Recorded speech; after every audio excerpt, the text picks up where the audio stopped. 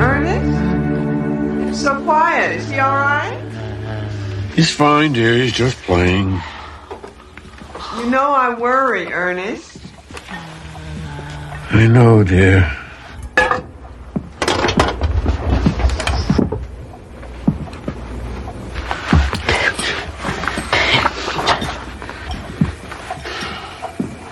Ring. Dinner's ready. Toby? Toby, are you hungry? Donuts, Mama. Donuts. No, son. You had donuts yesterday. Come on, Toby. Come on. You like chicken.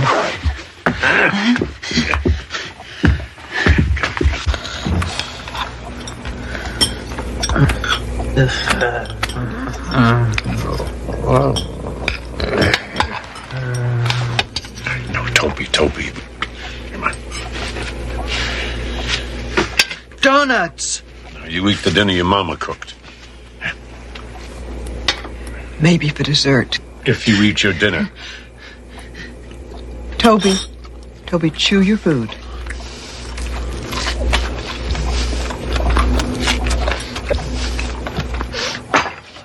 Donuts. All right, Toby, let Daddy get the picture.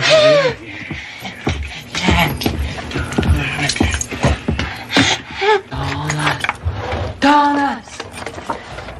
Bring. He didn't look at the picture. Mary, he did it without looking at the picture. He's never done... Well, yes, he has. It's only donuts, Ernest. You know how much he loves them. Mama, donut. Chew. Toby, shh. Hurts, Mama. I know. Hurts. Toby, it's all right now, Toby. Oh, shh. Mama's going to take your temperature. Now. Hurts, Mama. I was afraid of this. It's those donuts. Two. He only had two. Mary, if he doesn't need to see the picture anymore, he could have had another dozen donuts after we put him to bed. Or anything else for that matter. You know he will eat anything he can fit in his mouth. He's burning up. Call that nice Dr. Keller. He'll come. I know he will. He doesn't make house calls anymore, Mary. No one makes house calls anymore. Oh, he'll have to. Tell him it's an emergency. And he'll tell me that's what emergency rooms are for. We've been through this before, Mary. Tell him. Just tell him. Tell him what?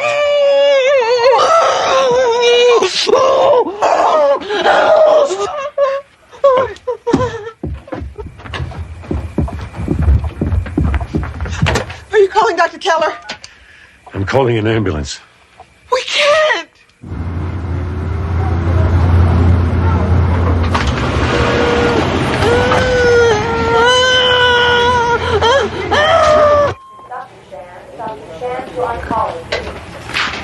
Is he all right? Toby, is he all right? What's wrong with him? It's food poisoning. We pumped his stomach. I'm sure he'll be fine, but I like to keep him overnight for observation. Overnight? Is that necessary? Our boy is very uncomfortable away from home. Well, don't worry. We'll take good care of him. The children's ward has color television, lots of comic books, games. No. If he must stay, he will stay, but he must have a private room. My wife and I will stay with him. There'll be no television, no comic books. Very well. I'll make the arrangements for the room.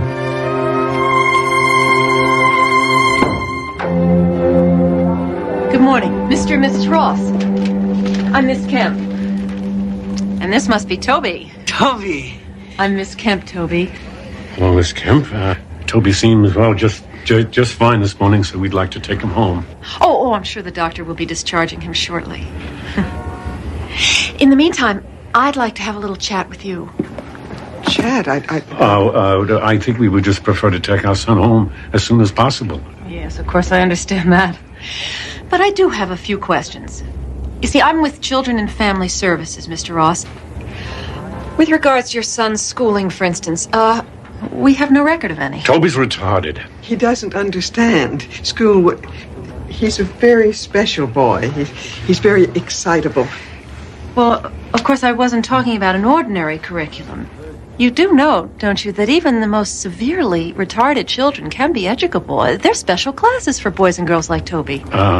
We do appreciate your concern, Miss Kemp, but we prefer to take care of our son ourselves. He's very suggestible. He's a sweet boy, but he doesn't understand. But we've made such great strides in treating children like Toby. Special children. Come by now, we can teach them to be almost completely... Why? No, Toby, no! Pictures, give! No pictures, no! No! It's all right. I've read it. If he likes the pictures, let him have it. Here, Toby, do you want it? Pictures, Mama!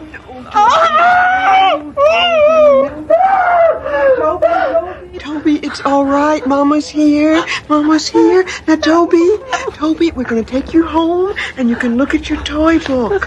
Toby, don't cry. We don't allow him to look at such things. It's only a magazine. There's nothing wrong with a magazine. We'll be the judge of what's right and wrong for our son, Miss Kemp. Get the boys' things, Mary. We're leaving. Wait a minute. You can't just walk out of here. Can't we?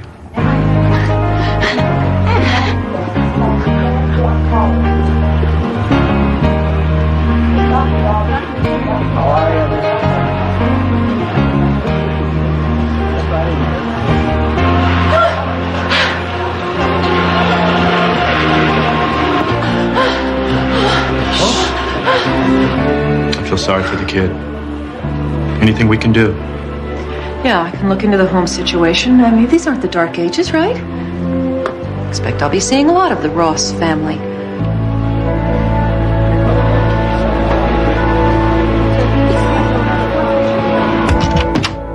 Toby, it's all right. Now, we're home. We're home. Now, everything's going to be fine now. We're home. Now, there you go, play. Be a good boy. Ernest, what are we going to do? He saw it. I know he did. He was staring at it all the way down the block. What if he brings it? Mary, he's home. He has his toy book. He will forget. It was only a squirrel. It'll be dead if it arrives. I will bury it in the backyard with the others. I will get rid of it, like I always do, don't I? Please, remember your heart now. Don't concern yourself. You know I worry. Well, Ernest, that woman, Miss Kemp, what if She won't bother us. I'll take care of it. Mary, please. He's a good boy, Ernest. He just doesn't understand. Maybe that woman is right. Maybe a class, some kind of a special teacher. Mary. Just a little help. Just for a few days, just a couple of hours. That's not wrong of me, is it? For just a few hours.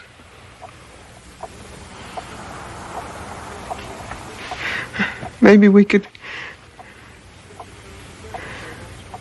go to dinner to a nice restaurant. Just the two of us. Or maybe we could go to a movie. How long has it been since we've seen a movie? I know you're tired. It would be nice to have someone share the burden, but we can't, Mary. We can't. He's ours. Our son, our responsibility. If we leave him alone for just a few hours, there's no telling what sort of things he might see. Or what he might bring.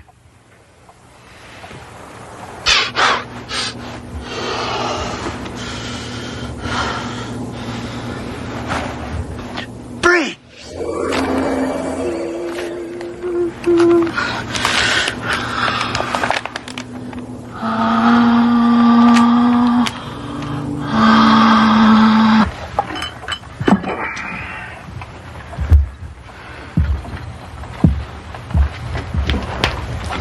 Mary, I made you some tea. Ernest. How nice. You didn't need to do that. Where's Toby? He's still in his room. He's playing or sleeping. He's fine, dear. Just have some tea and try not to worry. No, I can't help it. I'll just peek in and see if he's all right. I'll be right back.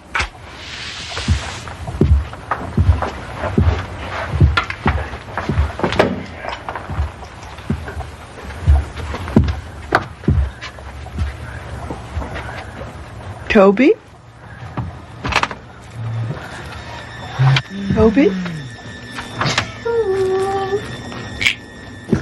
Toby? Toby, what are you...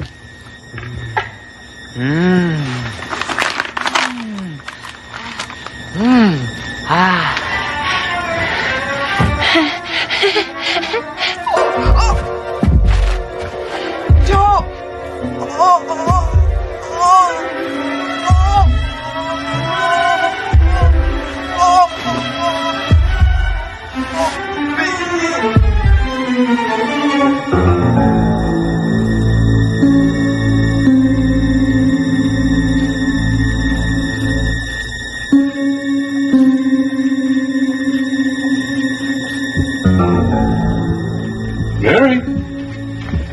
Mary? Mary?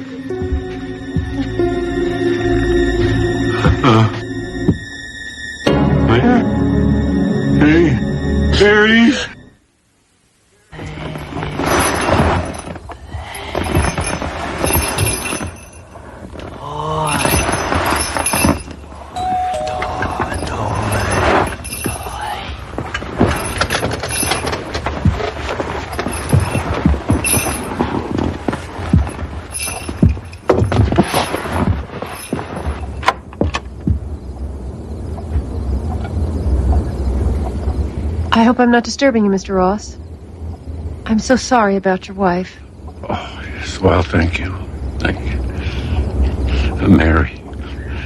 She was so very tired, Miss Kemp. She was never a very strong woman, and all the stress.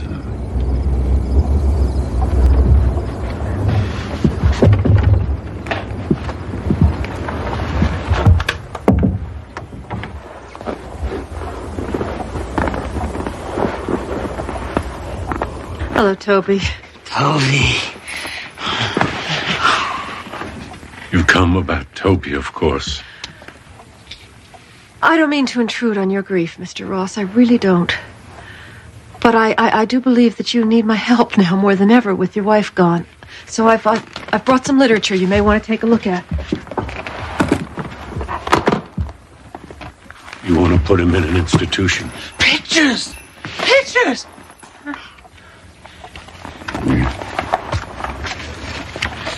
It's very nice. I won't send Toby away. Now, if you're done, I'm very tired. I'm not done, Mr. Ross. I've done some investigating since the last time we spoke. I've talked to your neighbors and to your former employer and your wife's family. And frankly, Mr. Ross, unless you're willing to listen to reason, I believe I have grounds to remove Toby from your custody. I see. Your treatment of the boy is appalling. It's almost medieval. According to your neighbors, he's a virtual prisoner here. You never take him outside, not even for walks. You've boarded up the windows of this house. You don't allow him to play with other children. You don't take him to the park or the playground or even the zoo. According to your wife's sister, you don't even allow him the meager solace of a television set. No, we don't. It's all right, Toby. It's all right. She won't hurt you. She won't hurt you. No, I think you've hurt him enough already yourself. Sit down, Miss Kemp. Don't say another word. Just sit down. You want to take Toby from me? Then maybe it's time you knew something about him.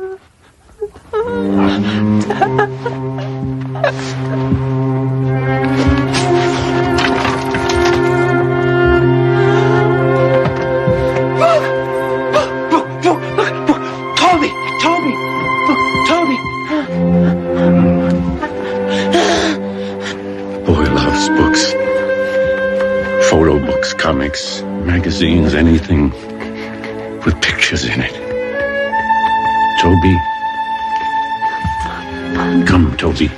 More than Papa here. Come here.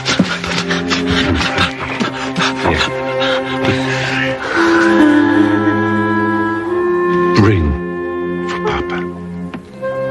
Bring it here. Bring, Toby. Bling! Sharp. No. Sharp. There are a lot of sharp things in this world, Miss Kemp. A lot of dangerous things. Do you understand? I'm sorry, Mr. Ross. I'm trying to talk to you about your son's future, and you're doing parlor tricks. Prove it to yourself. Go on.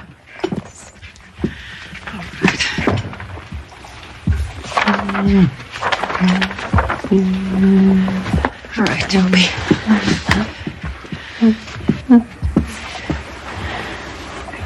Bring this. Mr. Ross, this is not...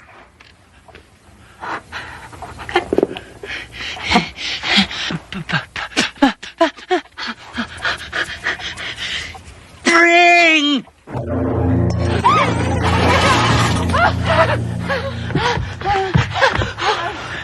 What is this, Mr. Ross? Some kind of miracle? A miracle, no, Miss Kemp. It's more like a curse. Why do you say that, Mr. Ross? This boy has a gift. He has a talent nobody else has ever had. He saw a puppy on television one day before we got rid of this set. He wanted it, so he brought it. It was dead when it arrived. He can bring back living things, but he forgets. Our backyard is full of what I've buried there. Do you still want to take him to the zoo, Miss Kemp? Do you still think he needs to play with other children? Most of the time, he needs a picture. Now, sometimes Toby just remembers. I owe you an apology. Toby was never the prisoner. It was us, Mary and me. All right, Mr. Ross. Listen to me. It doesn't have to be that way. Toby still needs help. He needs it now more than ever. You know what kind of help the world will give him. They'll lock him up, run their tests and experiments, use him if they could for whatever they want. Toby won't say no. He can't say no. And when they're finished with him, what will the life of one little retarded boy be worth? He is my son, and this is his home. Get out! Out! Get out! Get out!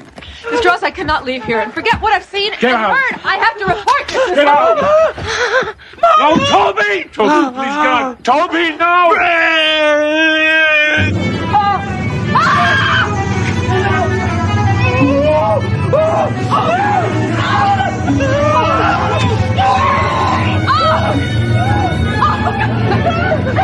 Oh, Toby, no! Toby! Oh, look! Oh, look, that's our mama. That's our mama. That's our look. I'll take it away. I'll take it away. I'll take it out. It's all right. It's all right.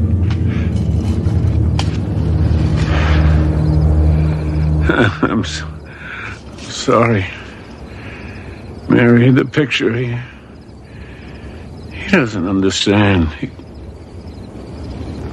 It was my fault. I never should have.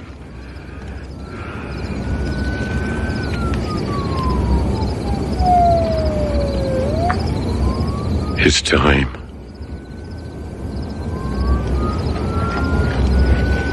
It's time.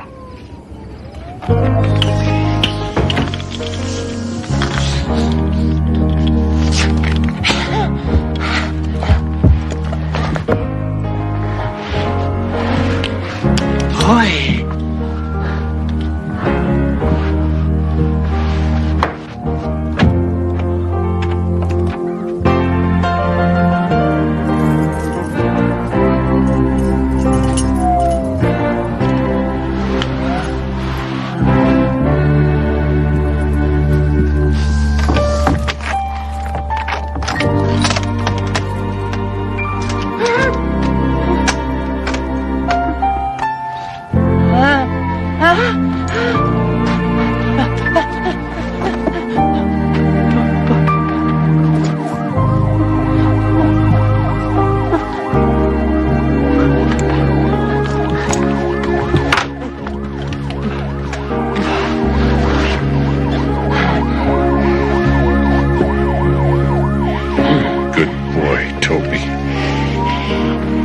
You've always been such a good boy. Yeah.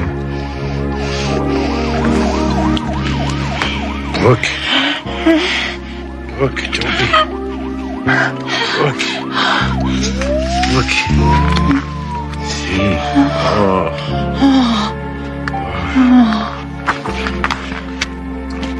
Oh. Isn't that pretty? Yeah. All the colors is like a sunset, all red and yellow and orange. Isn't that pretty?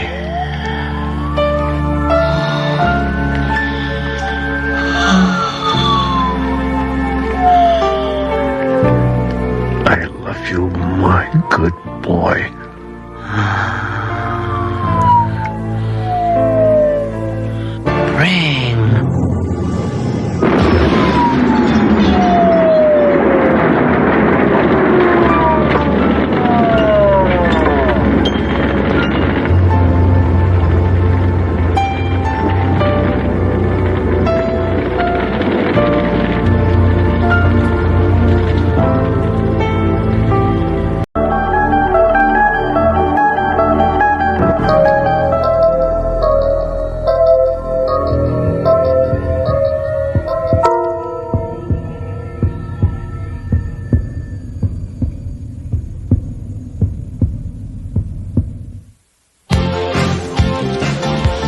Come on, Dina, you don't gotta go home right now, you know?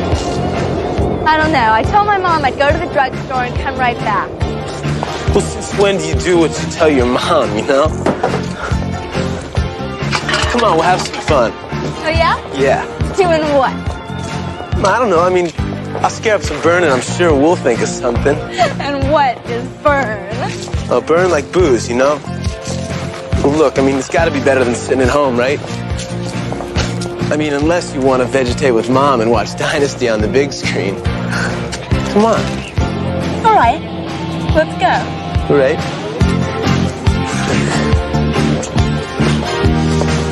Freeze, slime! Real fast. I want you to take all your money out of your pockets and put it on the ground.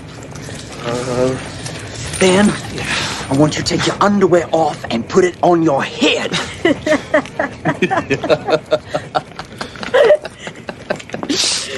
Oh, Lonzo, man, you know, man, I swear, I think my little brother would have done it. No, I don't think I want to see his underwear right at this moment. Oh, look at this. It ain't even a gun. No, man, it's a starter's pistol. It's pretty mean, though, don't it? Come on.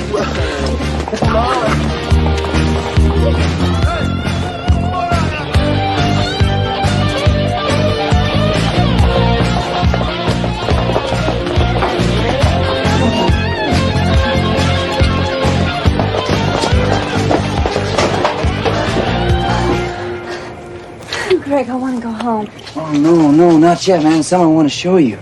Come on, walk me home. Oh, come on, it's only a couple blocks from here, man. I promise you. After we check it out, we'll all walk you home. Okay?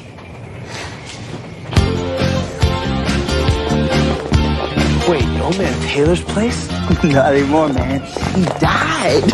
I saw him carting out this afternoon. Come on. He died?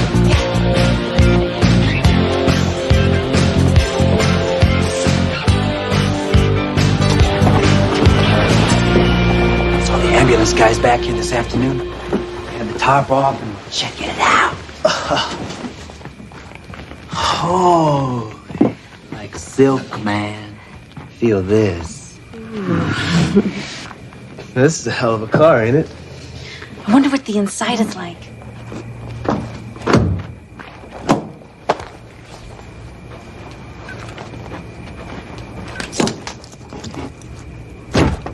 All right.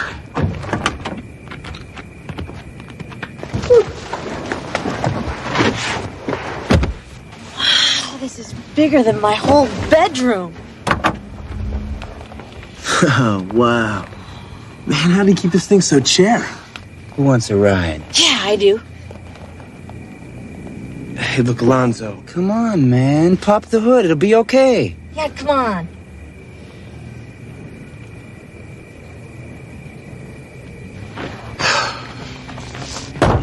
Gregory, come on. Gregory, hurry, come on. This is crazy. Okay, battery.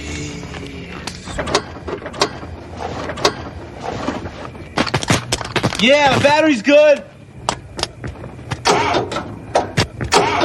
Come on. All right.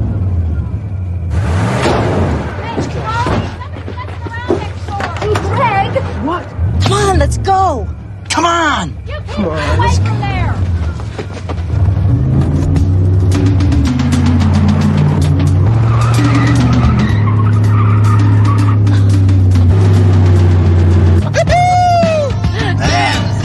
Monster, huh? Lonzo!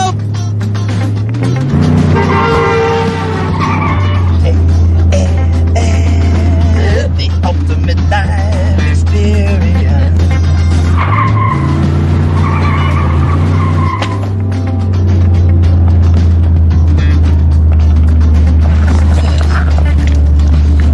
Check it out. Oh, Charlie Taylor must have been some crazy guy, huh? What street is this? I don't recognize it. It's me. Deaver, that was Penfield. Don't look like Deaver. Look at the houses. Wow, look at the cars. I want a cigarette. Pack in the glove box.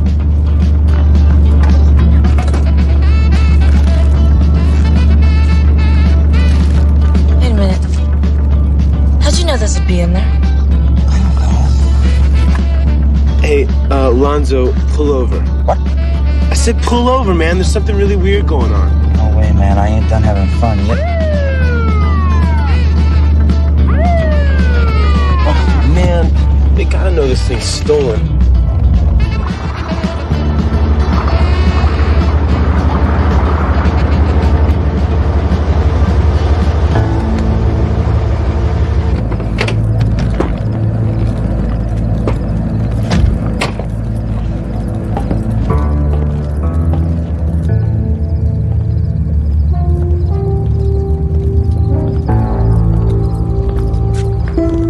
I see your license and registration. What's the problem, officer? Chadway's 5 and Dime was held up tonight. Well, we ain't been anywhere near as Chadway's tonight. What's Chadway's? Well, it was a store, but I mean, they tore it down years ago. Okay, kid. Get out of the car very slowly. Lonzo!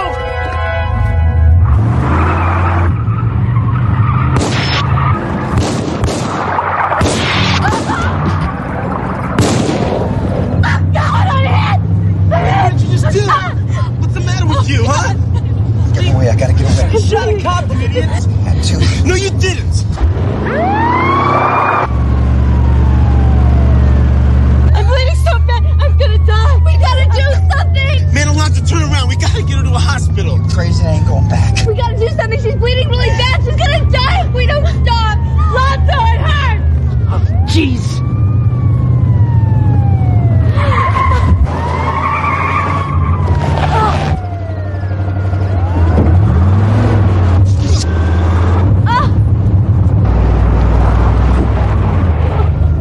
What are you doing? We can't just let her go. Come on, man, I gotta get the door open. What is wrong with you? This ain't like you, man.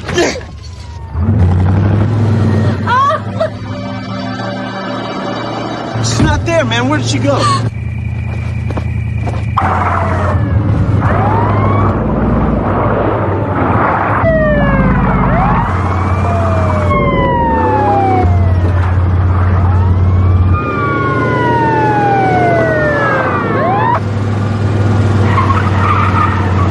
Damn it, Alonzo, pull over, man. Come on, something weird's going on. I can lose him, I can lose him. You pull over and let us out now.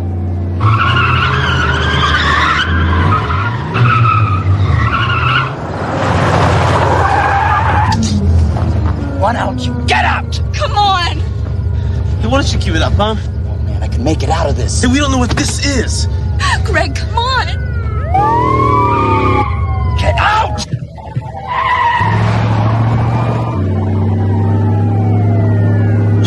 What the hell?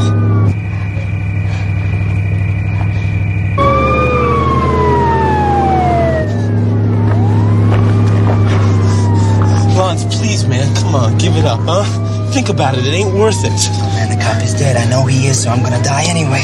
How do you know, huh? Man, we can shake these guys. I know it. Look, I ain't gonna die out here with you, you know? I mean, I ain't gonna die. Come on, man. We're gonna make it. We're gonna make it.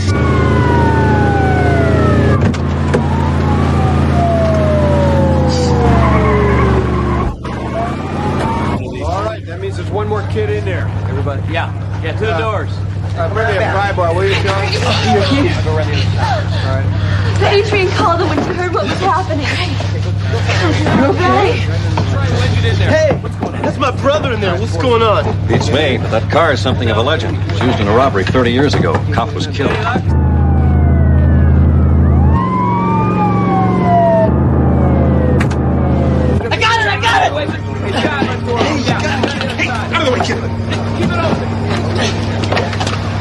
Hang on to me, I'm going in. Ready? Now!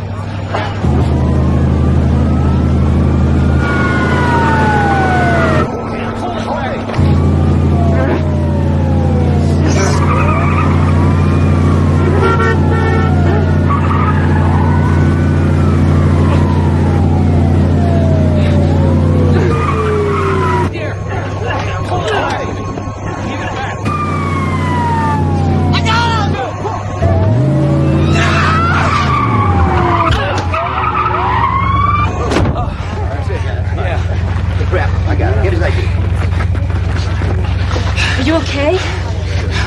It's over. Killed the cop. I killed the cop with that gun, I swear. You didn't kill anybody with this gun, kid. Last time it was fired, you probably weren't even born.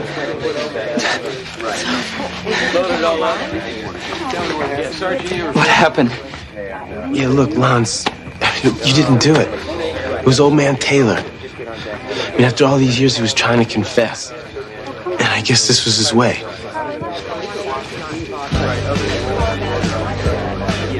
It's all right.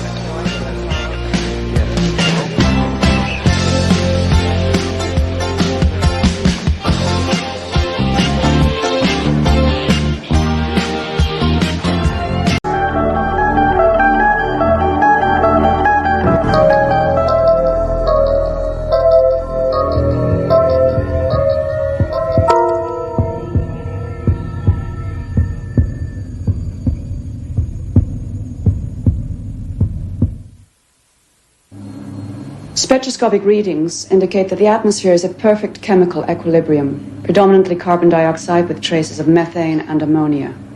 Now, what gives the atmosphere that sickly yellow color? Iron oxides from the rusting cities. And the sensors show no life form whatsoever? Nothing. Not even the presence of simple amino acids in the oceans. The last reconnaissance was right. It's a dead world. There was a name for this one in one of the old languages, wasn't there, Professor? Yes. It was Earth. They called it Earth.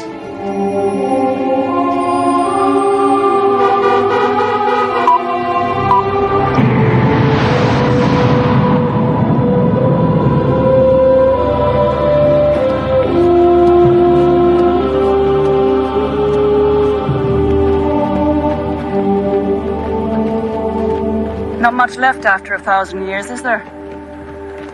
Donald, Earth was stripped of artifacts long ago. What are you looking for? Oh, I don't know. Feeling. Sense of place. What it must have been like to live here when the skies were blue and the oceans green with plankton. Too many historians never get to see the things they write about. Thank you, Jacinda, for getting me on this mission. A very kind gesture for an old academic. Not that kind. And not that old. Good luck, Donald, because in 4 days, I'm going to have to give word for the mining vessels to move in and extract whatever is salvageable. And when they do, there'll be precious little left of your Earth.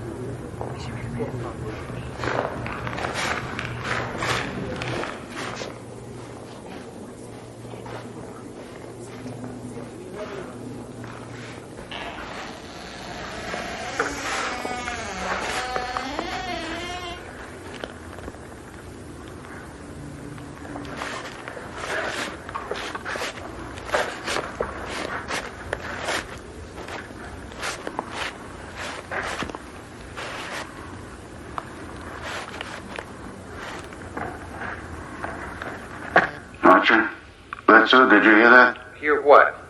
You got a problem, Professor? No, no problem. I'll see you back at the ship in about 3 hours. No doubt.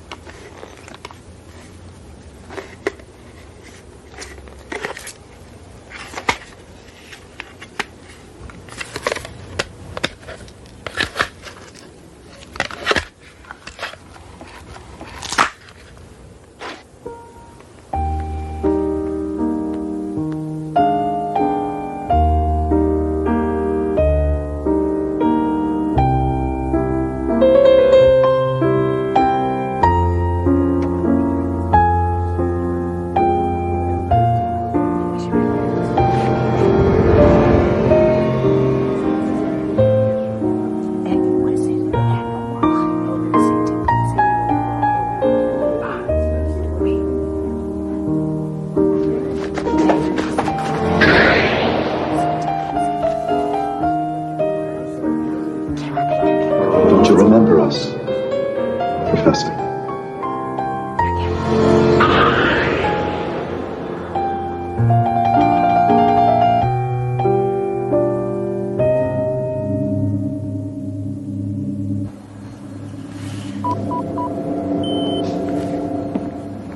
Donald, you're up late.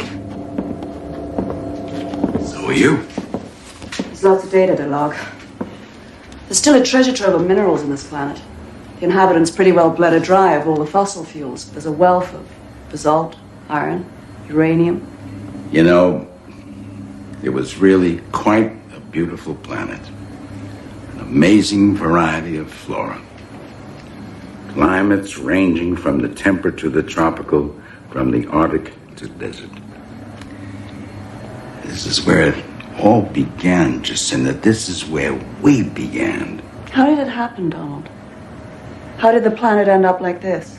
Greed, stupidity, the usual catalog of sins. They used refrigerants that slowly ate away the ozone layer. They burned the tropical rainforests to make way for farmland, using the ashes for fertilizer, and entire species simply vanished forever from the earth.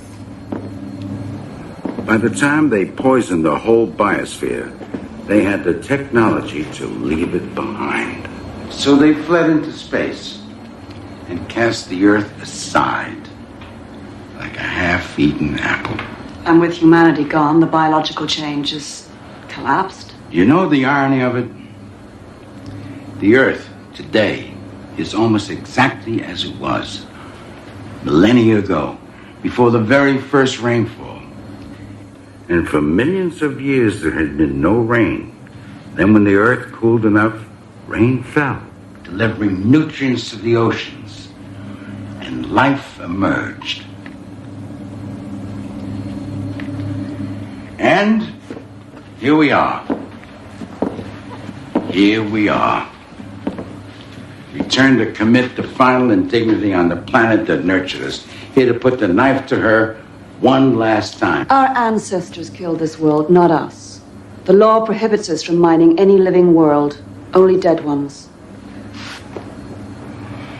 Like it or not, Donald, Earth is a dead world now. And there's nothing we can do about that.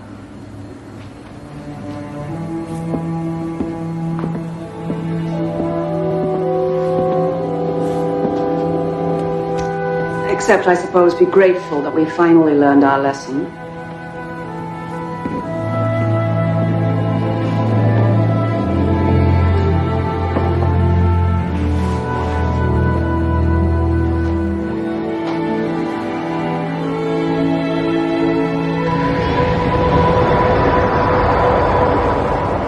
Do you remember us now, Professor?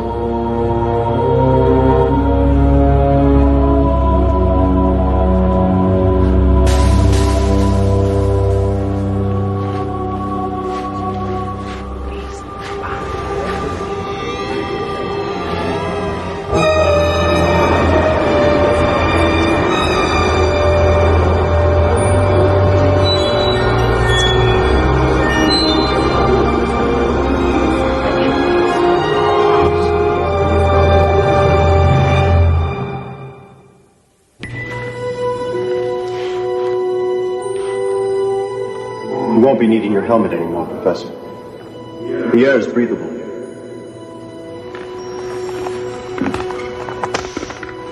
We sort of used a part of our etheric energy to change the molecular structure of the gas. We've been waiting so long. Why did you leave us? Are you back to stay? All of you? Where are the others? Will they follow in more ships? Yes, where are they? When are they coming? My God. All of you. You're... The ones you left behind. All the souls that ever were.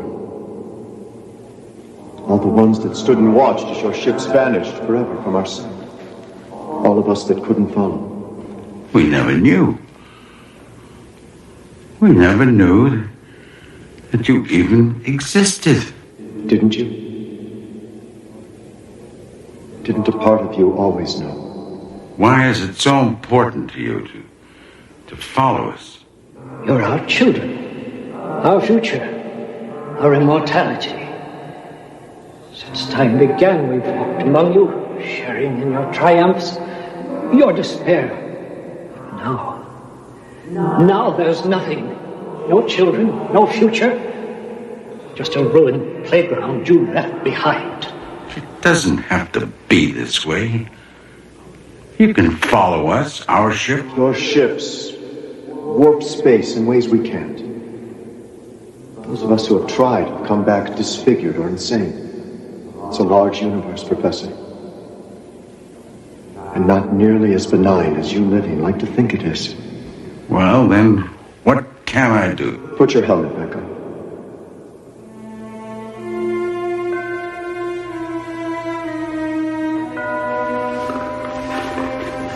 I know why you're here. Not you personally, but your ship, your crew. We're shadows. We're helpless to stop them, but you have to do something. You have to explain to them that this planet still contains life of a sort, that this Earth, ruined and gutted as it is, it's all we have left. Please, don't let them take it away from us.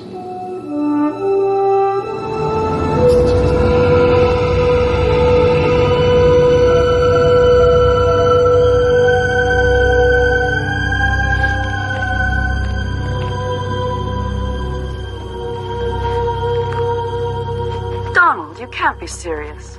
Do you know what Archer and Bledsoe would say if they could hear you? All I'm asking is for you to keep an open mind. Now, give me a chance and I'll prove it to you. Prove to me that Earth is some sort of haunted planet? How? Lucinda, you were always my best pupil. Let me teach you one last thing.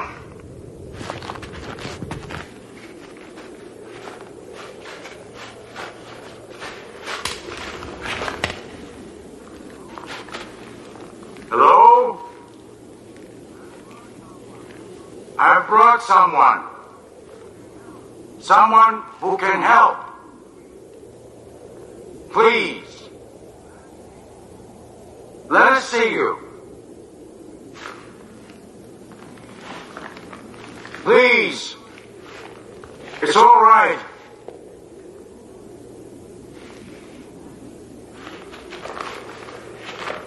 She has to see you. She has to know. Donald. For God's sake, she can help. Why are you doing this? Please. Let us see you. Donald, that's enough. Don't. Damn you! Show yourself! Donald!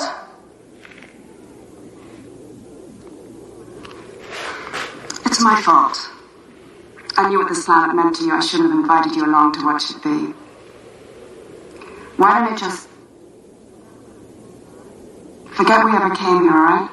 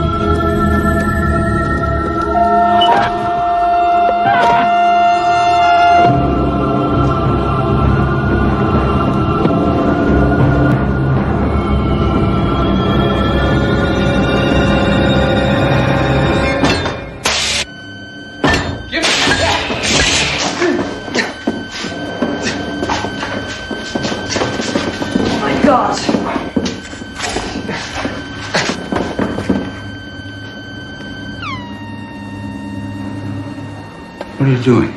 What are we doing? What were you doing? Oh, Donald, how could you do this to us? To all of us? I swear.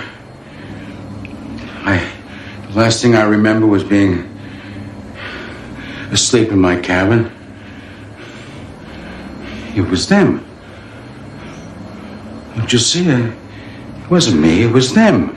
He's crazy. I told Mr. Bledsoe, kindly shut up.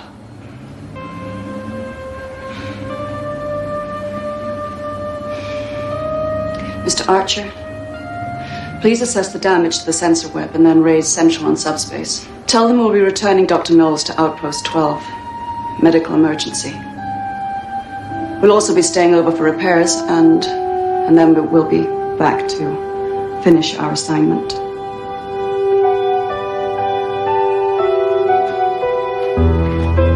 You cowards! You liars!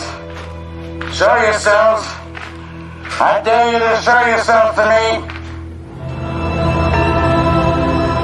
Back to your ship, Professor. You might as well.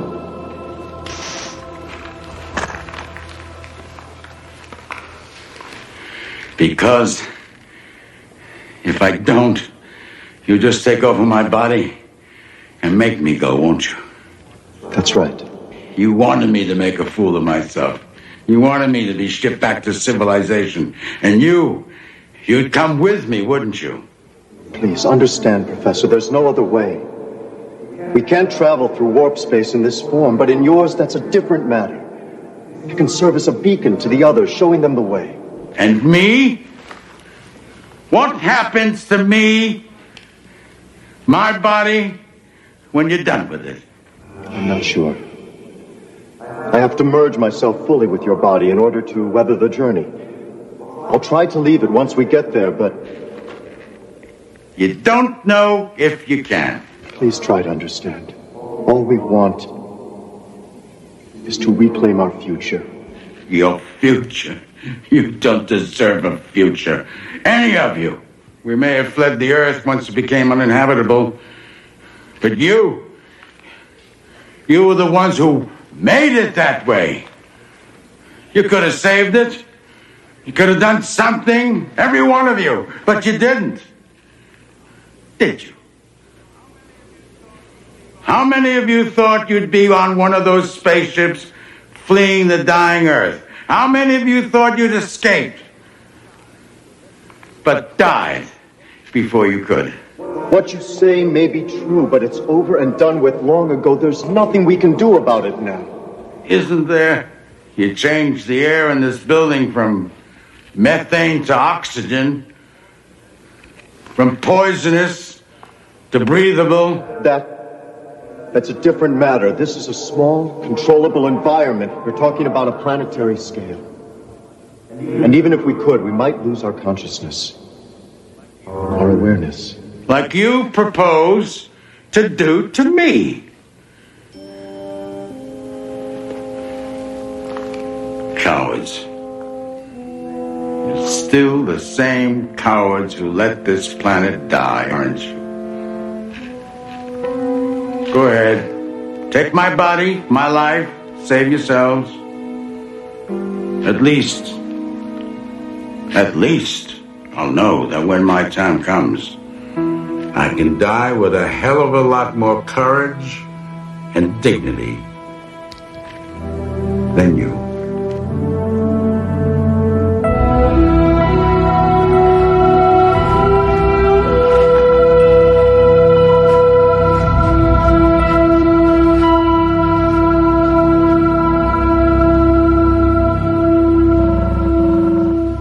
Come in.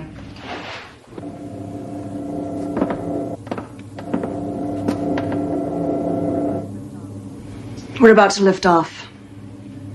I told Central that you requested medical leave. Stress reaction to space travel. It's not uncommon. The damage to the sensor web was minimal. I didn't log your actions yesterday. I appreciate that. You're looking better. Rested. Yes, you might say that I'm expecting to be a new man once we leave the planet. Jacinda, If I should not see you again after this, I just want you to know that I'm grateful for the chance you gave me and for your friendship and for... What's that? I don't know. It sounded like thunder. Well, it's impossible. The atmosphere is at equilibrium. There can't be any.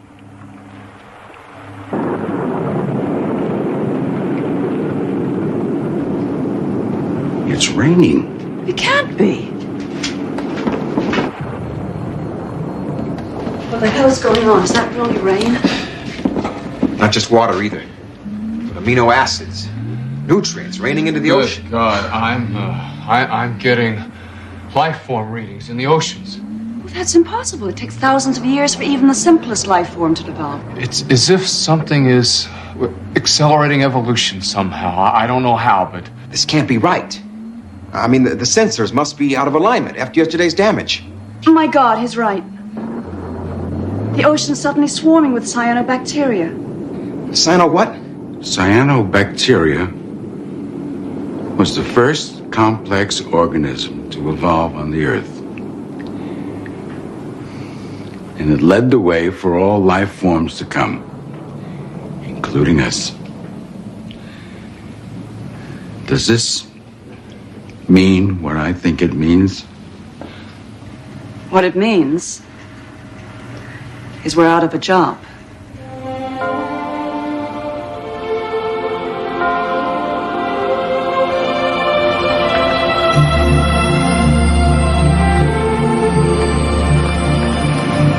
I don't know if you can hear me anymore. Maybe you can't. But we'll be back. I promise. Someday we'll be back.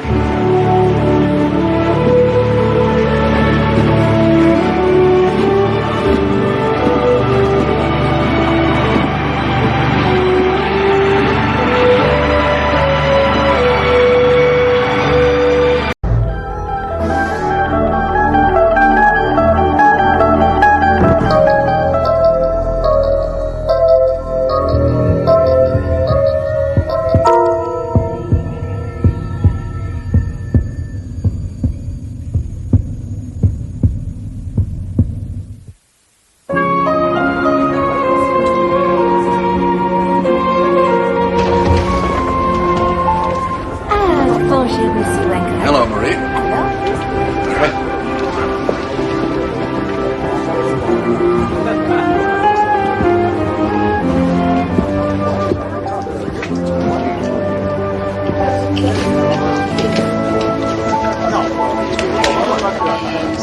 Thank you, Marie. Bon appetit.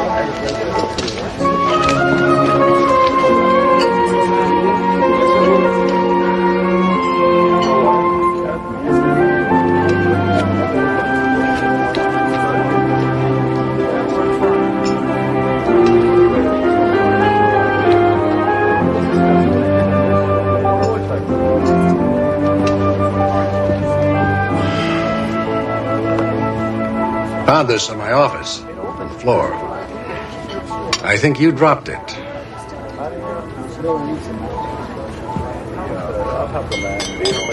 Ira, I've seen you staring at that picture before, mooning over it.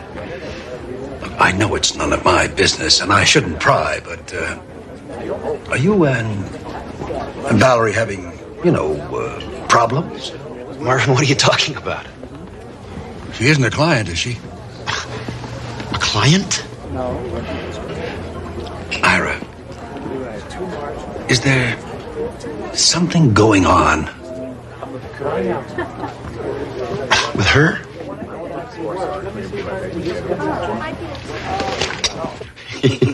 Can you believe it? He wanted to know if I was having an affair with the girl in the picture. And what did you say? What do you think I said? I said, Marvin, you yut, that's my wife. You didn't even recognize me? Well, come on, sweetheart. I mean, you were just a girl back then. Oh, I see. In other words, now I look so much older. No, you're more mature now. Then you were flighty, you were silly, you were cute. What am I now? Quasimodo? See, that's That's why you're always mooning over that picture. Of course not, sweetheart. That's not what I meant at all. It's just, I don't know, back then, things were different. I was different. You were different. We were kids. Would you really still rather be driving around in that stupid old van of yours, searching for ourselves, finding who knows what kind of body lice? Don't tell me you don't miss those days. You said so yourself. I couldn't get enough of you in those days. I was insatiable. Well, it certainly wasn't my sense of style that attracted you. I looked like a bag lady. But if you want to see cute... Listen, Val, I really don't want to see another picture of your damn dog. Not the dog, Ira. You were adorable. I'd really like to see you going into court looking like that. Why can't we be more like we were back then?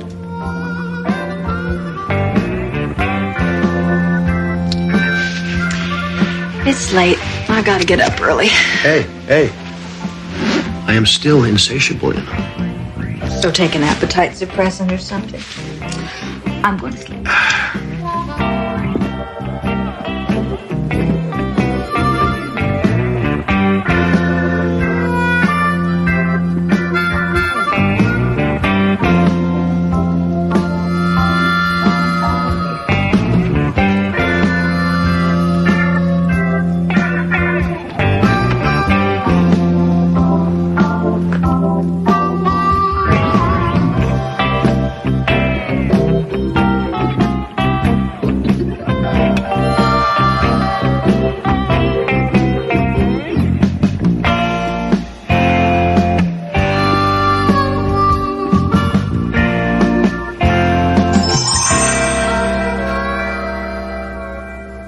We've never denied that Cal Methyl dumped the stuff there. We're simply saying that since it was all done over 30 years ago, that their culpability must be viewed in an historical fashion. That is the most self-serving argument I've ever heard in my life. In 1958, the prevailing opinion about a corporation's responsibility to the environment was vastly different.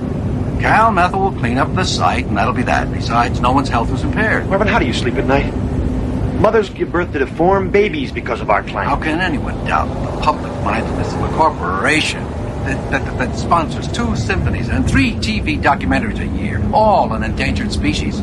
We're not a PR firm, for God's sake. Come on, man. The argument is not without precedent. You know it. It's exactly the same position that Ogilvy, Melnick, Blinkman, and Schramm used in the New Hampshire versus Faraday case, which, as you very well know, the smart one says is going to be upheld.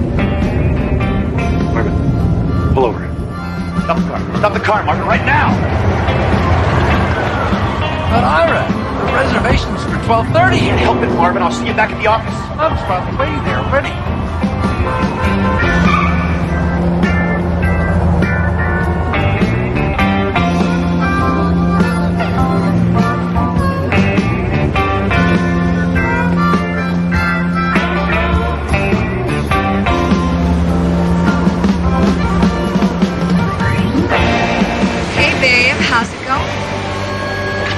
What is this, some kind of a joke? I knew it. I knew you'd freak when you saw me.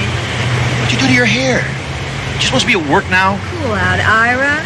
Don't you like what you see? Val, this isn't funny. It isn't supposed to be. Come on, Ira, relax. You've been wanting me this way for a long time now, haven't you?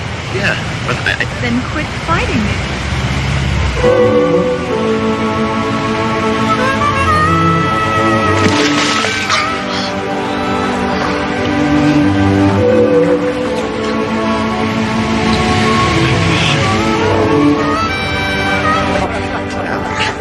A joke is a joke, Val.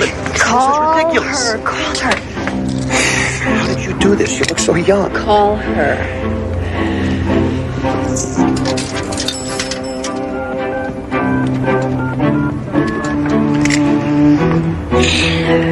Hello, aerobics. Can I help you? Yeah, Annie? Ira? Yeah, it's Ira, right. Valerie's not there, is she?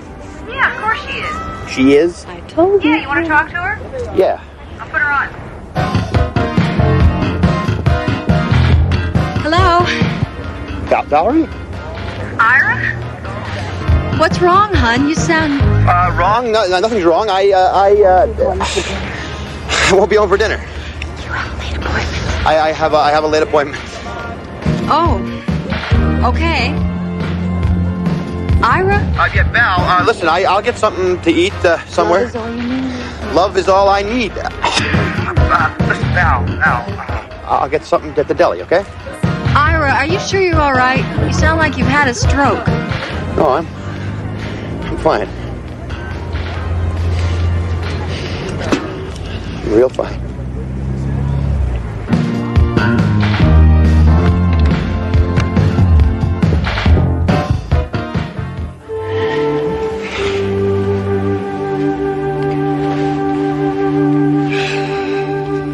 You were incredible.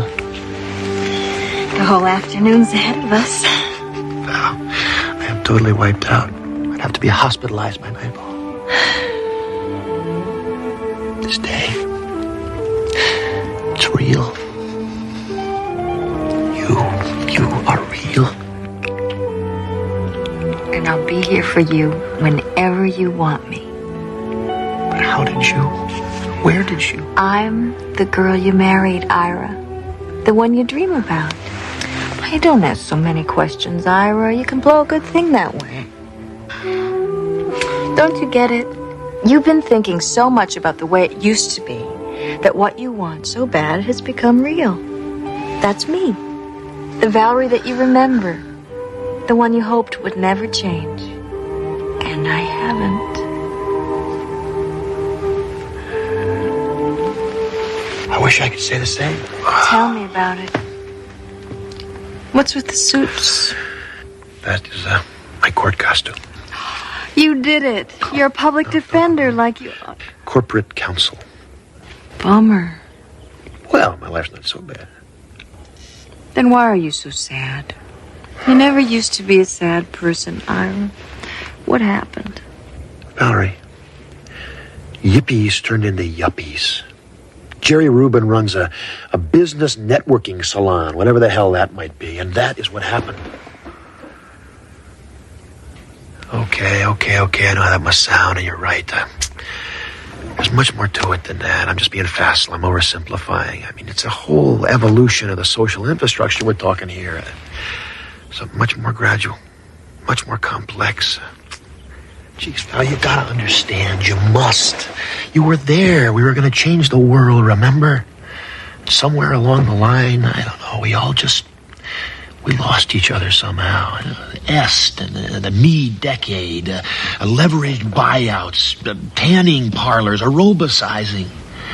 Seems like nobody cares about anybody anymore, except himself. Our focus just narrowed. Then we need to expand it. Let's do some window pane and watch the walls melt. Valerie, if I went anywhere near LSD, we could watch my brains melt right out my ears. Sweetheart, nobody does that anymore. Wake up, smell the 80s. Jeez, Ira, you are a stone drag. Where you going? You just got here. You know, man, we used to laugh at people like you.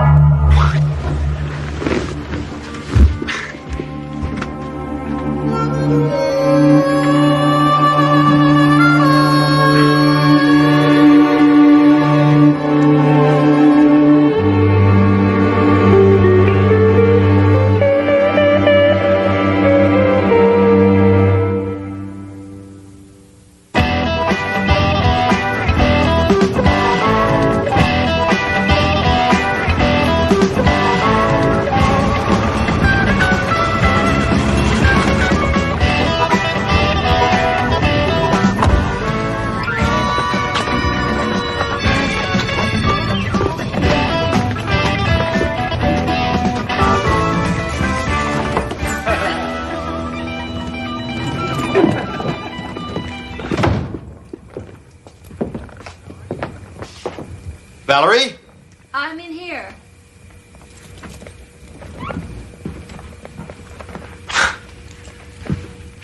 Who's laughing in here?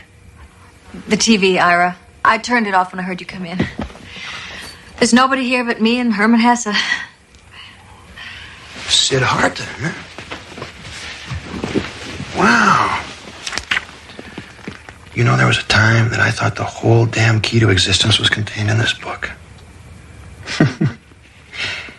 You were reading with the TV on? Yeah, I just got an urge. It's something you said last night.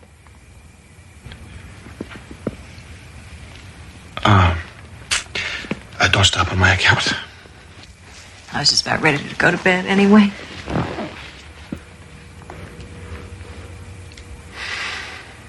You go on. I'll be up in a while. I have some transcripts to proof.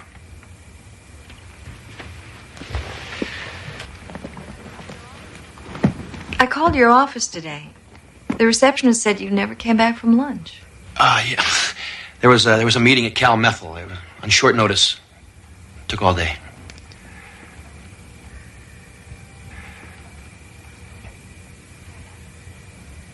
Okay, Ira.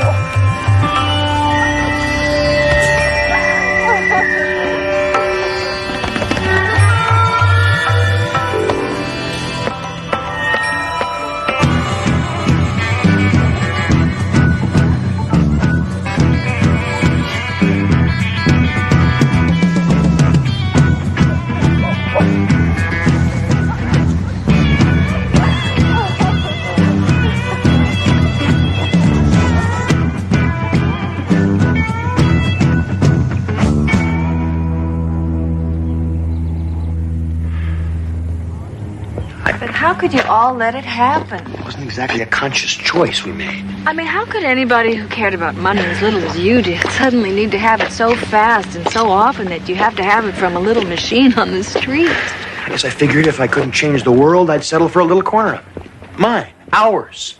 Make it safe and secure, and that takes money. And have you done that? I'm a sellout. Is that what you're saying? Oh, it's not that, babe. It's just, well, are you happy? Yes, I am happy.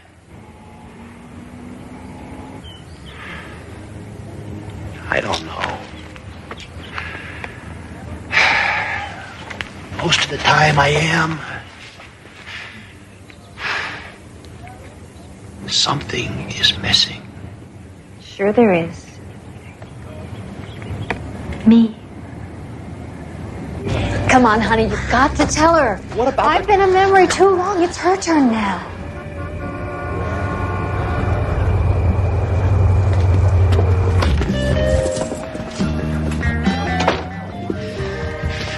I had a great time. I felt like a kid for a while, but I cannot do this to her. This is my wife we're talking about. Ira, who am I? Oh, God.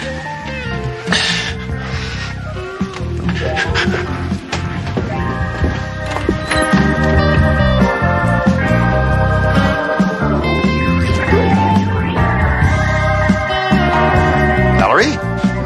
Ira. What in the hell is going on here? Ira, wait a minute. It's not what you think. The hell it isn't. How could you do this to me? Hey, wait a minute. Who's that? Forget about her. Who is that? I want to introduce myself before I kill him. Oh, my God. Ira. It's me. So you've been doing it, too. What do you mean, too? Come on, everybody. Let's not get uptight. You know, you're beginning to sound like something out of a rerun of the Mod Squad. If there was ever a reason to get uptight, my friend, this has got to be it. What is going on here? I don't know, but I guess two can be nostalgic as easily as one. Wait a minute. Wait a minute. This guy is not taking my place. But Ira, what about me? What about us? Forget it. I must have been crazy to even consider it. I want the two of you out of here right now. Why? I haven't wasted my life. I deserve to be here. So does she. Yeah, man, we've got a handle on all this stuff that counts. The dreams, the ideals, the love. What are you talking about? You are 18 years old. You don't know squat about life or love. Real love is commitment.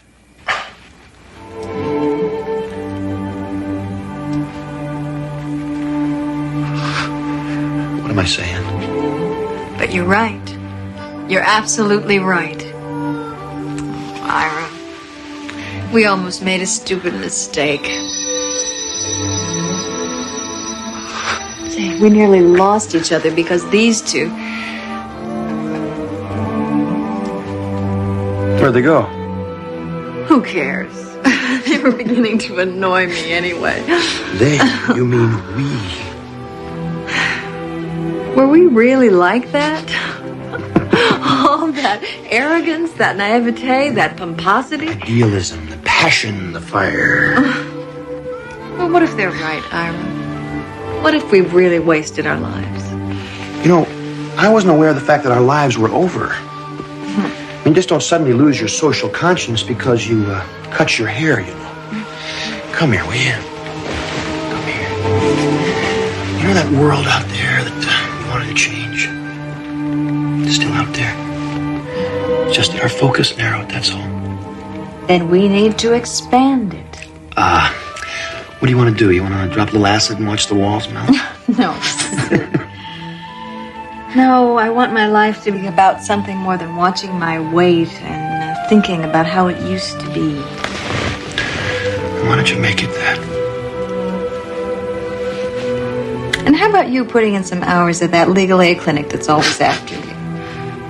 Maybe I will. And maybe we could have a baby. As long as you're still insatiable. I think I will be. It has been said the 80s are just the 60s 20 years later. The costumes may change, but the cast remains. The arrogant, the radical, the naive and the cynical, the misplaced and the spaced. Each a stage in the growth of a generation as it treads the tail end of the 20th century.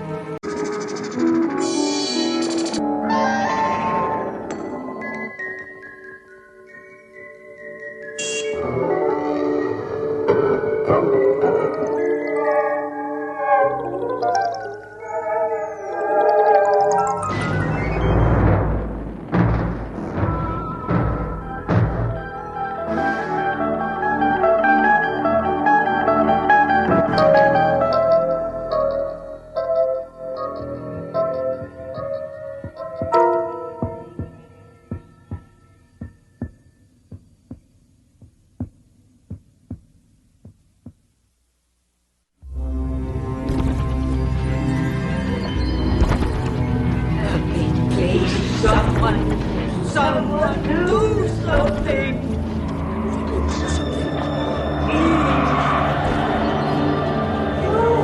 You got to do something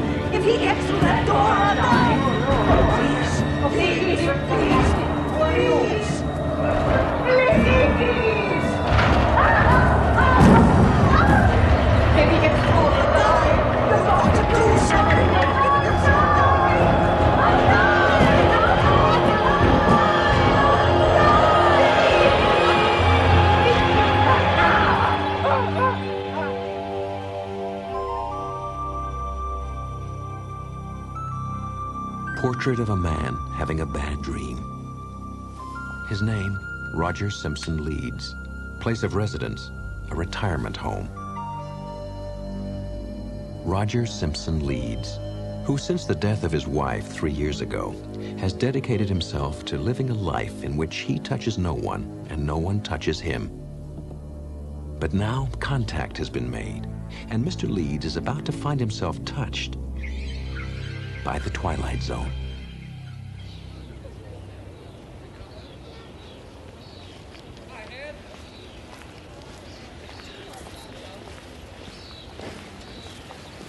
Hey, great day, huh? What do you got? Something good? Uh-oh. Thank you. Something, ladies. So, how's with that son of yours and the kids? All right, I suppose. Suppose? I thought they were supposed to be coming up to visit this weekend. I told them just that, well, you know how it is. I can't have a bunch of kids running all over the place. No, of course not. With the photographers, mad social whirl, estate dinners, well, it just doesn't leave time for anything else. I'm sure they understand. You're an evil man, Frank. Did I ever tell you that? Oh, yeah, frequently. But then I'm not the one with the nightmares. Hey, one of the nurses told me that they heard you again last night. That's 3 times this week, Roger. Oh, we're meeting in the rec room for poker at 7. No. And by the way, I hear you're getting a new neighbor. Somebody's finally taken that room next door to yours. Just so he doesn't snore. Who said it was a he?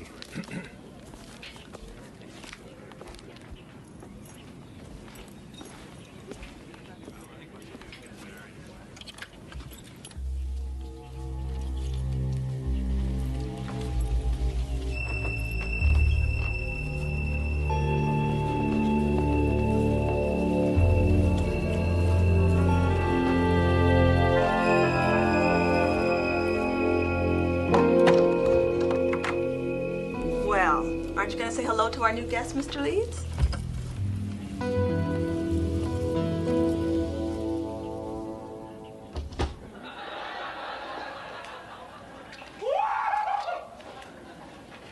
Who turned on the water? Oh, hi, Linda. The dishes will be done in a minute. Okay, right. Come on, Mike. I mean, lots of marriages are warm, honest, caring, and some are conceived in hell. Hi, Bob. Hey, Roger, these guys cheat. We cheat? Good for you. Takes a big man to admit a thing like that. So, how about it, Roger? You want to sit in on a hand or two? Told you. Who asked you to deal? Frank. Frank. Yeah? Who's that? Give me 2. Her name is Laurel Kincaid. Word is she hasn't talked to anybody in 10 years. Not since her husband died. Steady. As she went away, you look in her eyes, all you see is a reflection. Nothing goes in.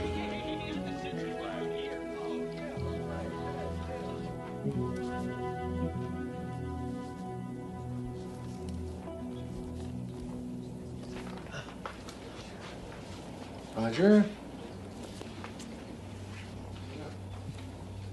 You okay? Oh, yeah. I'm surprised you're not asleep. You're usually upstairs by 10. No, I don't feel much like sleeping. You want to talk about it? No. Frank, why don't you just go away? Leave me alone. Because I'm your friend, damn it. We used to talk, remember? 20 years. That ought to count for something, Roger.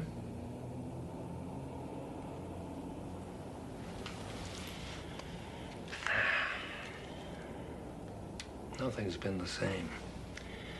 Not since... Roger, it's been 3 years. Rachel was Frank, it was yesterday. I've just been sitting here thinking of some of the silly things that we can never straighten out. Jams and jellies. I'd say, pass the jam, please. And she'd say, here's the jelly. Why is this some kind of a game? And but one day, I was in a bad mood, and we got into a big argument over it. Can you believe that? I mean, the little tiny, picky things people argue about. Oh, I miss her so much. I know. Rachel was a fine woman. But you can't keep pushing everyone away.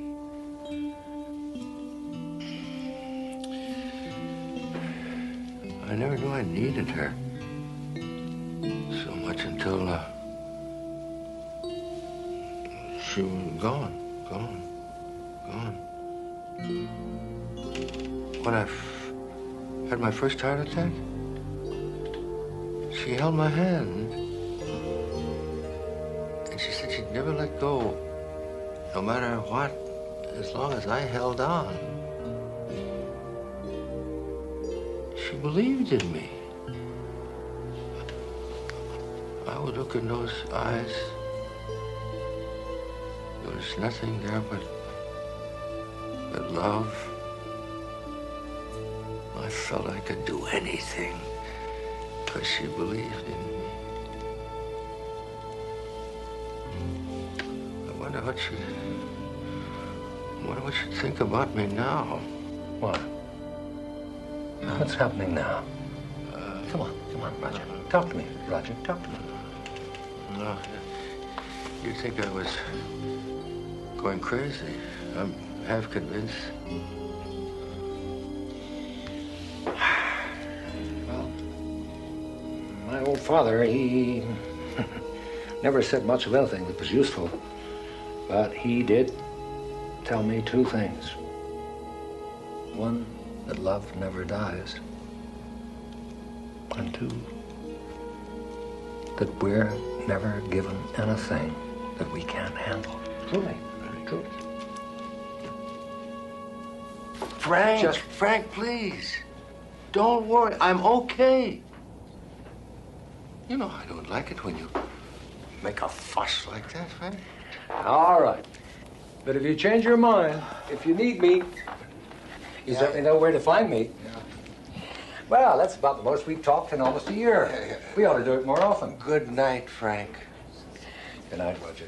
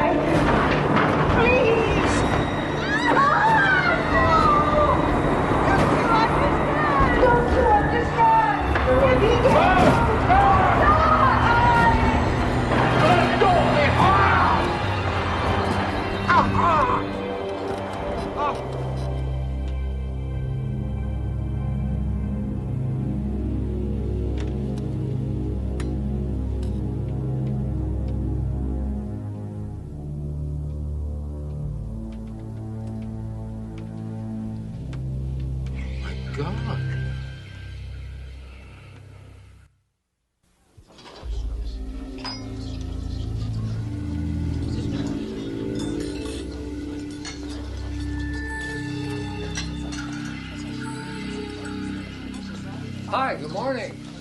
Hey, Roger, you been outside yet? It's glorious. After breakfast, we'll go for a walk, huh? Talk a little, maybe? That'd be nice. And maybe get a little sun. You look awfully pale these days. You could use some sun. Hey, what happened to your hand? Nothing. Oh, no, nothing I can't see. This I can see. Therefore, that is something. I've been reading Socrates again. You can tell, can't you? Frank, Jesus! Can't you ever shut up?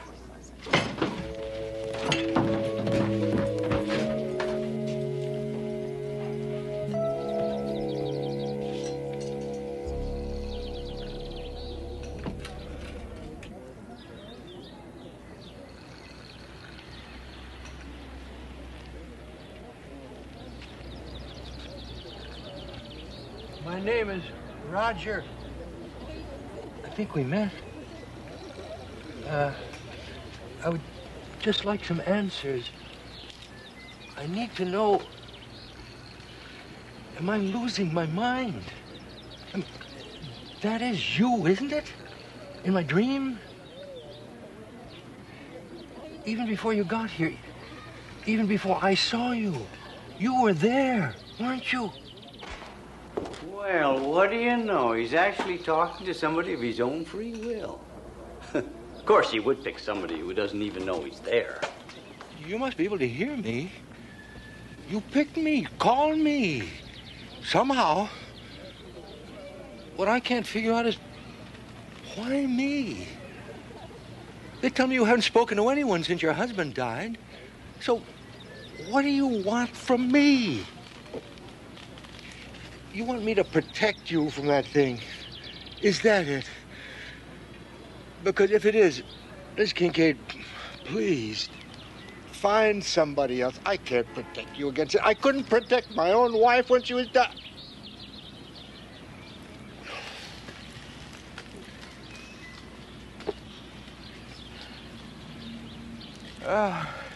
She was such a wonderful woman. She was very, very kind. You'd love her. And on Sunday, the kid... I couldn't. You know, toward the end, we were in the hospital, and she could barely see. And, oh, God, she was in such pain. And she kept calling me, please, please. I was right there, but she couldn't see me. And she kept pleading, please help me. The pain, stop the pain. And she called my name over and over again, and I couldn't do anything. I held her hand, and I wouldn't let go. I felt her hand tighten on mine. That was all. I still don't know if she knew I was there. Mrs. Kincaid, that thing behind the door, whatever it is, it's going to come through pretty soon, isn't it? Maybe tonight. Well, I don't know what's behind your door. I don't know what you're afraid of, but there's nothing I can do to help you. I just want everybody to leave me alone. Get out of my head. Leave me alone.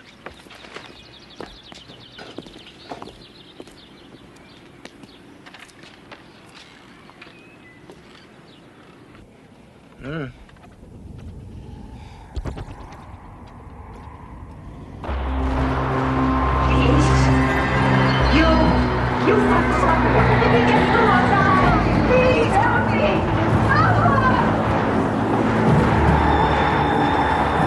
Come on, help me!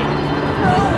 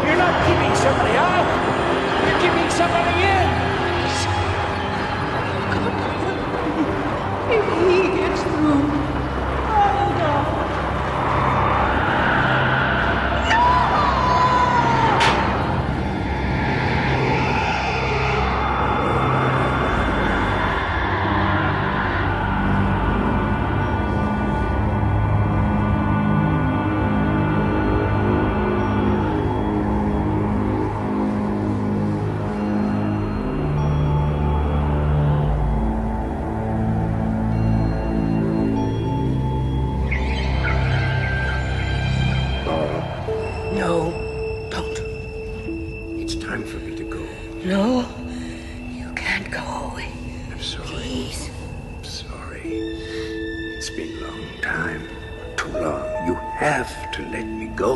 No. Yes, Laura. This isn't even me anymore. It's just a shadow, a memory. I can't live without you. If you go, I'll die. No, Laura. Listen. Listen to me. I love you. I want you to go on. I need you to go on. For me, so that my life will have meant something. For me and the kids. For what we had. 40 beautiful years. You are always so strong. You are always there for me. Now I want you to be strong for me one last time. It's all right. It's going to be all right. But I need you to let me go. Live, Laura. Please.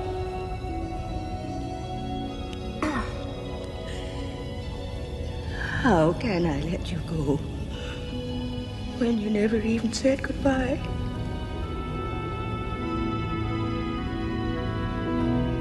Goodbye, Laura. My true, my greatest love.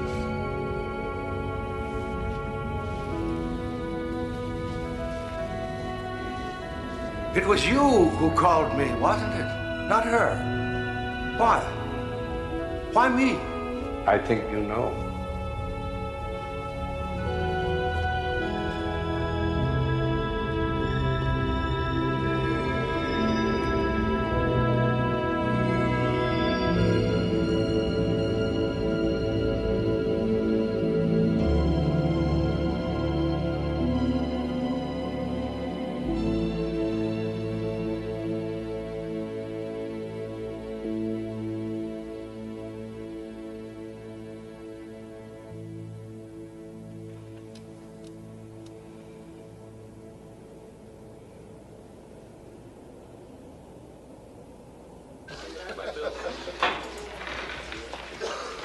Frank!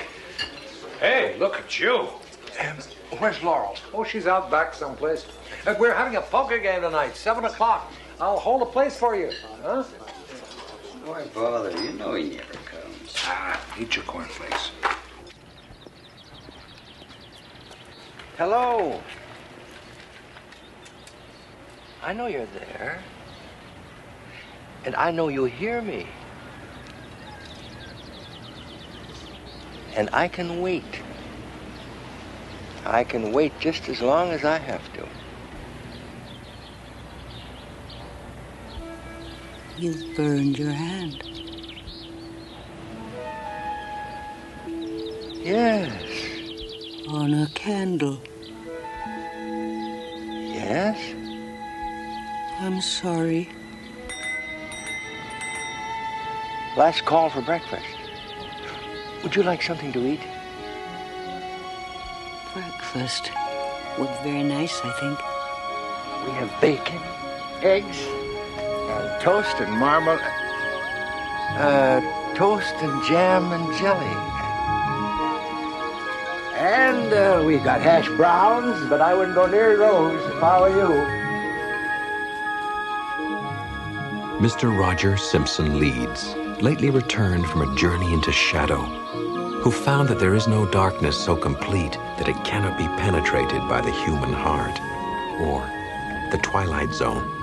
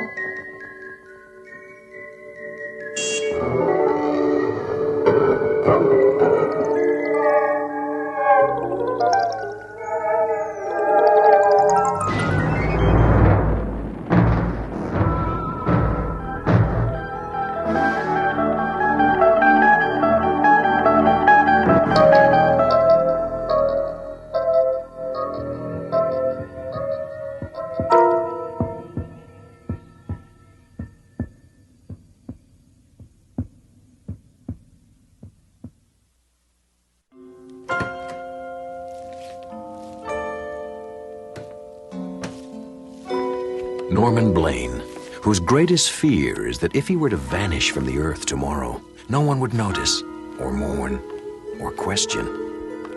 And whose greatest sadness is the realization that he is probably right.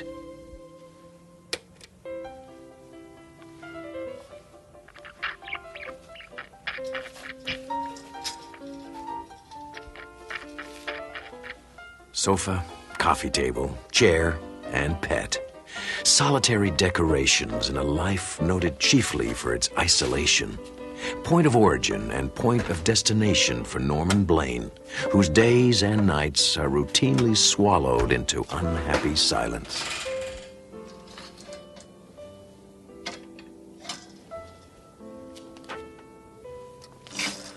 Hi, Bob. Hi, Linda. You going out tonight? No, I'm going to court tomorrow. Oh, great, Bob. They're going to let you practice again. No, it's alimony court, Mike. My wife's suing me for $1,000 because she says the cat needs daycare. Oh, alimony. You see, Linda, I hadn't even thought about alimony. Ludwig van Beethoven, Claude Debussy, Tchaikovsky, and Ravel. Finally, a collection of your all-time favorite classical hits. Remember this one? Or this haunting melody? Music whose beauty never fades. All on one album in a unique offer. Only a limited number of these special edition sets will be made available to the public. So, call 555-4221 and order Classic Edition Volume 1 while supplies last. For your album, cassette, or CD, call 555-4221. Operators standing by 24 hours a day. Moments to remember for all time. Share this album with your loved ones.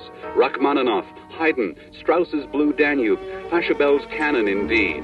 You'll be glad.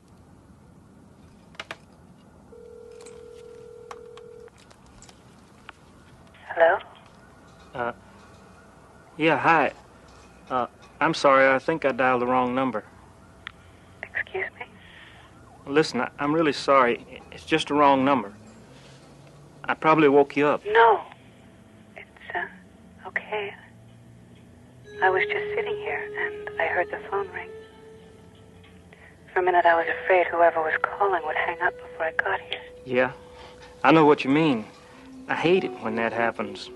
Really, annoying. What's your name? Norman. Norman Blaine. You have a very nice voice. Thank you. So do you. What's your name? Marianne. Marianne. It's a good name.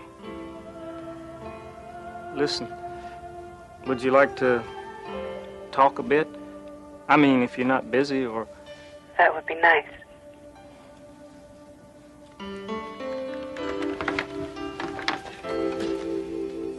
So, where was I? Talking to some strange woman for an hour.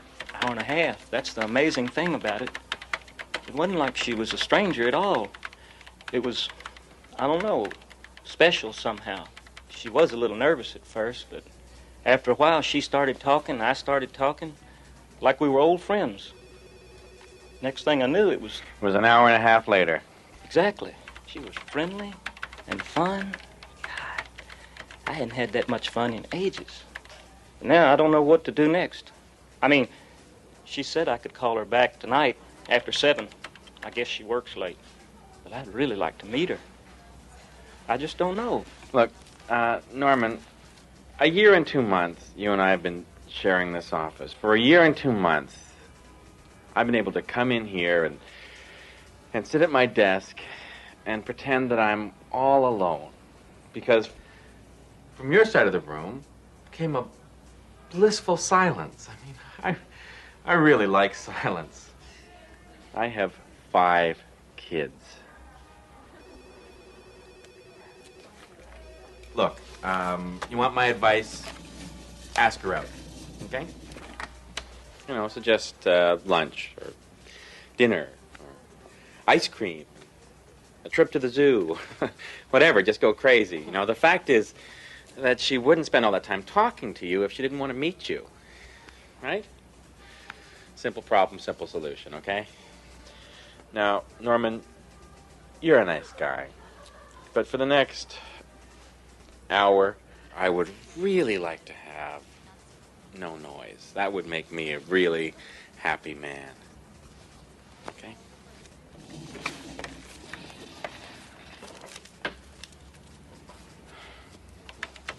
Well, thanks for listening anyway. That was a noise.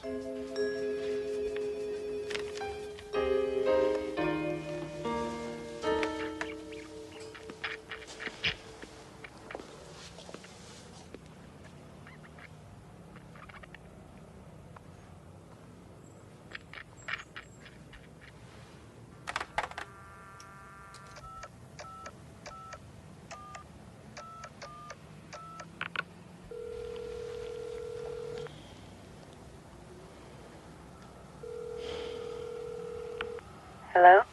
Hi, it's me. I didn't realize we've been talking for over 3 hours. I probably should let you go. All right. But one more thing. I just want you to know, Norman, I really enjoyed our talk last night. And tonight. I wanted to thank you.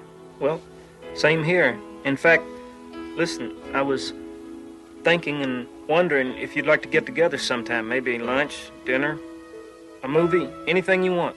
Norman. No rush. I mean, anytime, it's okay. No, I really can't. We have so much fun just talking. Why do we have to change it? Can't we just leave it at this? Well, sure. I guess so. I've hurt you, haven't I? No. Really, it's okay. Like I said, I just enjoy talking to you. Honest. Promise you'll call me tomorrow? I promise. Bye, Norman.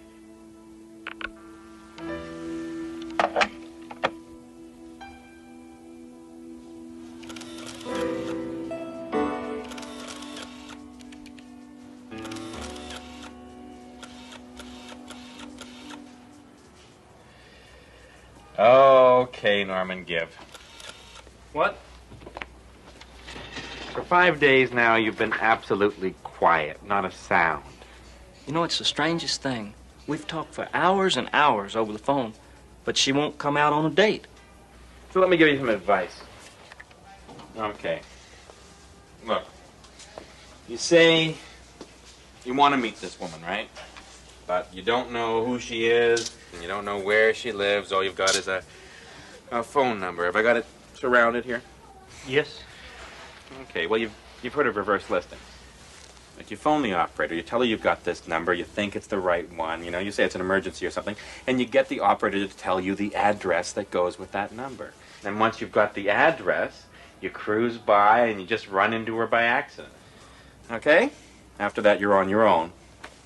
All right, now, can we have some quiet around here? I'd rather be What is it?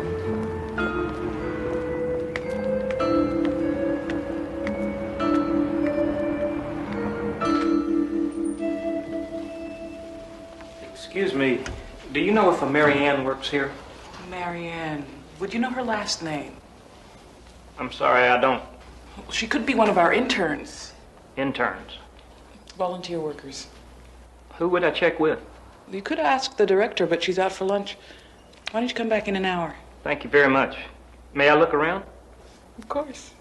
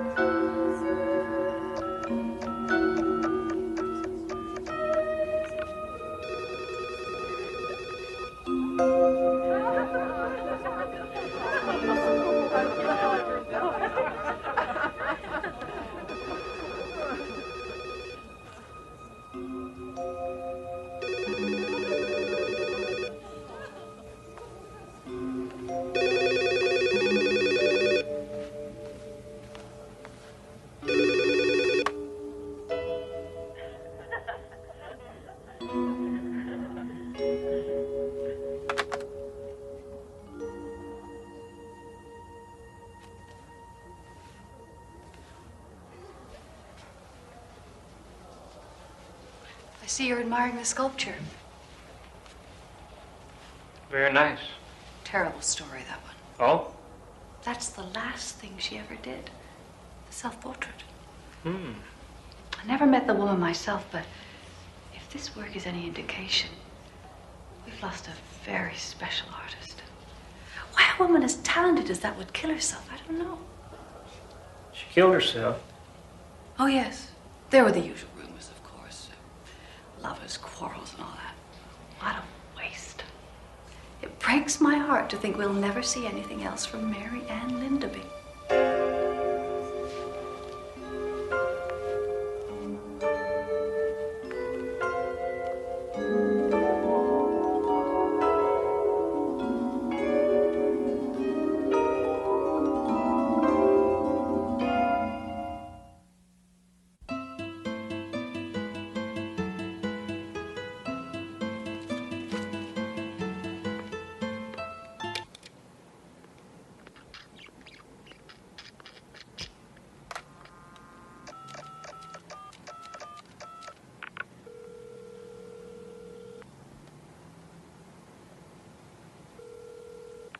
Hello, Norman.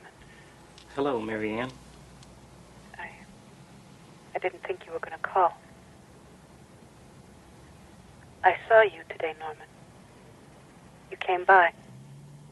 You were standing in front of me talking to that woman. That's impossible. I can't deal with this. This can't be happening.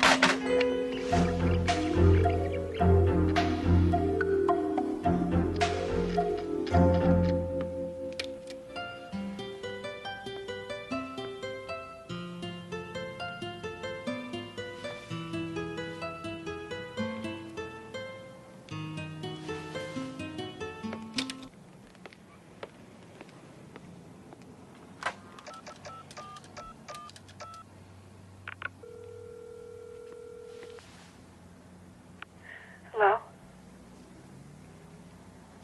I'm sorry, Mary Ann. No. It's me. I'm the one who should be sorry. I never should have answered the phone. But it's been so long, Norman. So long since I've talked to anyone. It was dark. And I was so alone. I know. So was I. I have to go now. No, wait, please. You can't go away like that. Sorry, Norman. Please. Goodbye.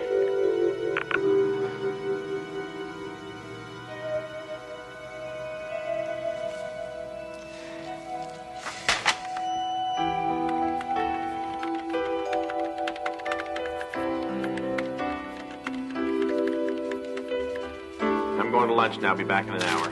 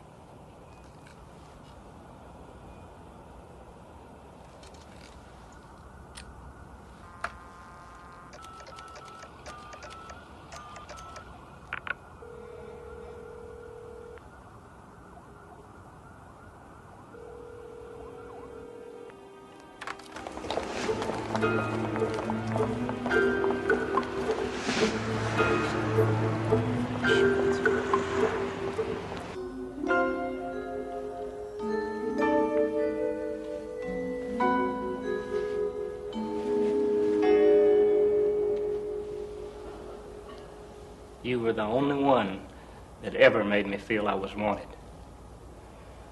That I wasn't just some jerk. I miss you. I miss talking to you on the telephone. It was the only thing I had to look forward to when I came home. After a while, It was the only reason for going home.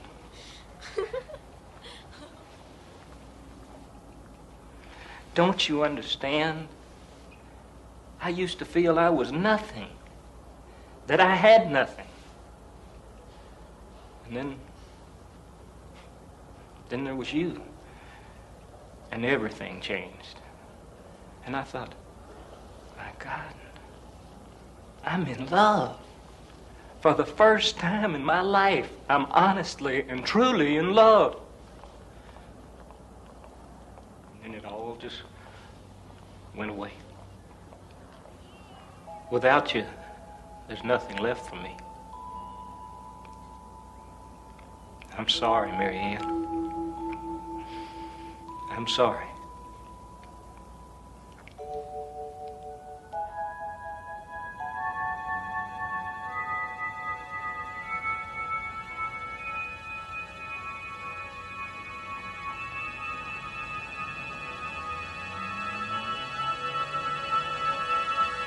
Excuse me. I'm gonna have to ask you not to touch the exhibit, sir. Goodbye.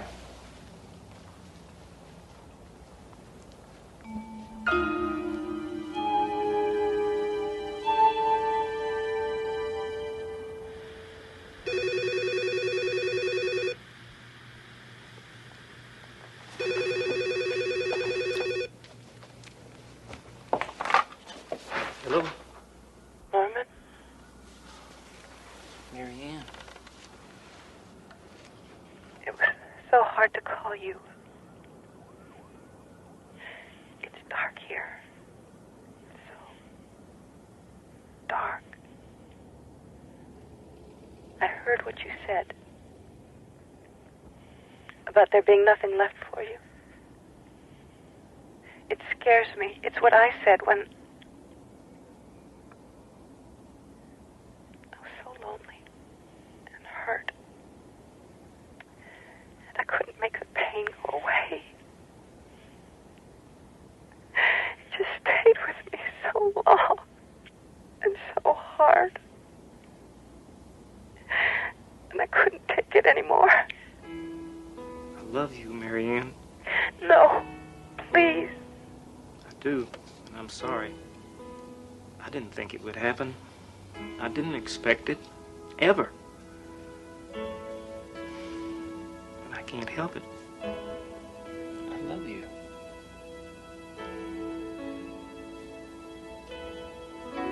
Come to me, Norman. Come to me now. Tonight. But the museum, it'll be closed. Don't worry. I'll take care of it. But come now, before I change my mind. Hurry. Okay.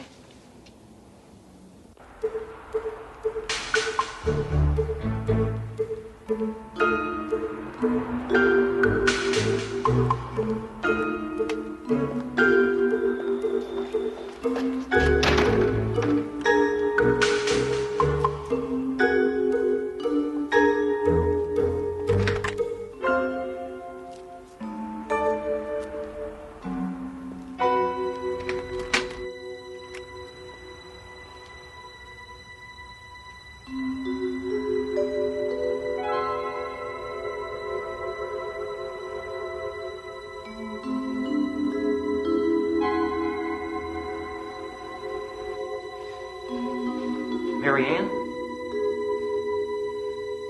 It's been so long since anyone's told me they loved me.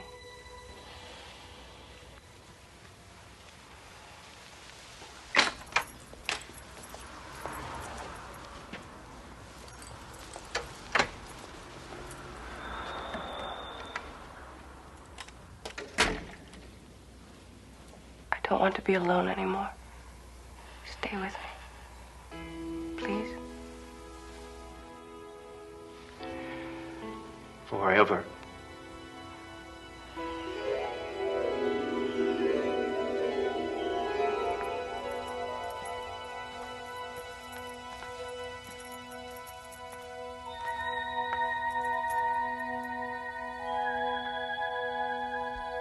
On display, a very special exhibit, cast in bronze, and loneliness. A tender symmetry of line and form, suggestive of love finally found in the Twilight Zone.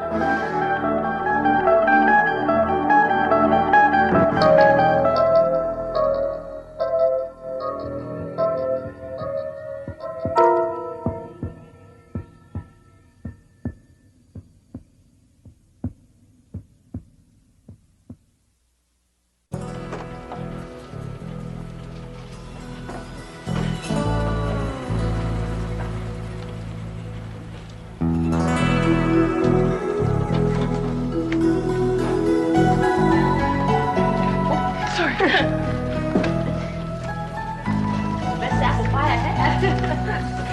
Showtime. Oh, Dottie. Forgot.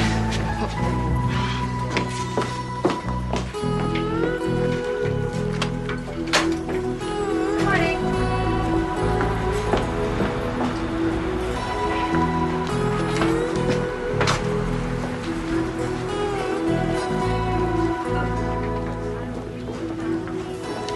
Hello, Mr. Slater. Hi.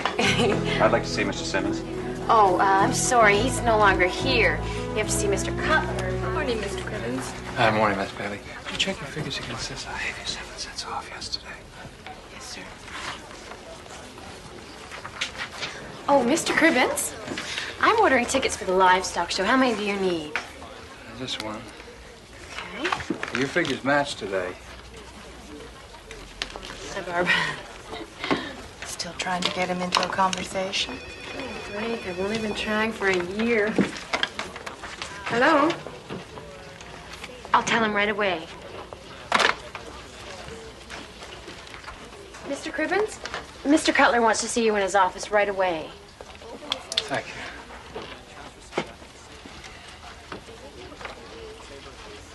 Uh-oh. Last week Simmons, this week Cribbins. A human calculator? Cutler'd never fire him. Focus on Warren Cribbins, a myopic little man, precise with figures, awkward with people. His horizons, a bottom line dotted with decimal points. But his safety in numbers is about to be erased. No, no, no. Don't get mad and don't get even. Just get ahead. Yeah. Sure. Cribbins. Yes, sir. Have a seat. Thanks, sir.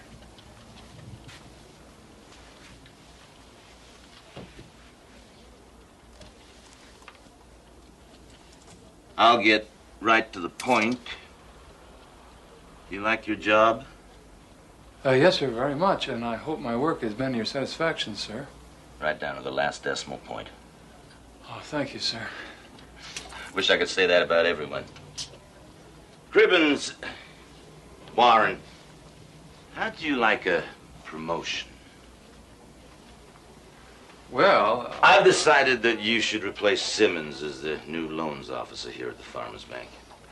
actually, I think I'm better suited. Exactly. You respect the numbers. Honestly, No, don't thank me. Sandy will help you get set up. She's your new secretary, and we can discuss your salary later. Here, take this file and look it over. You'll find it's fairly typical. Yes, sir. Congratulations. Oh. Thank you, sir. Sandy, will you come in here for a moment, please?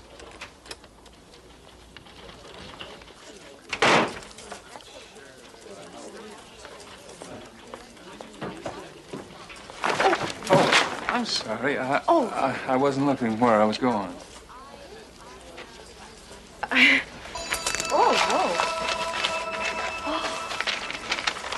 Oh, no. Oh, no. Oh, I'm so sorry. Oh, that's all right. Oh, I'm so sorry. I can get them fixed for you. No. That's all right. I only need them for close work. I'll get by. Oh, Mr. Crivens. Yes? That's my book. The blue book. Oh. Yeah, yes, it is. Thank you.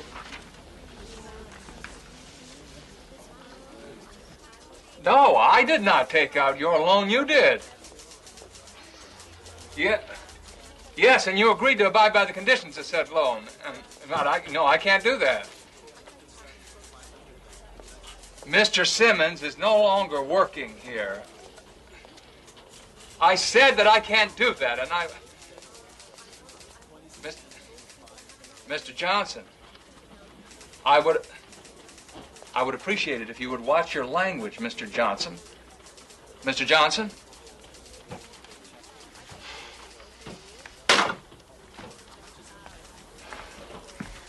Did you want anything in this hot water? Oh, no, I have my own tea bags.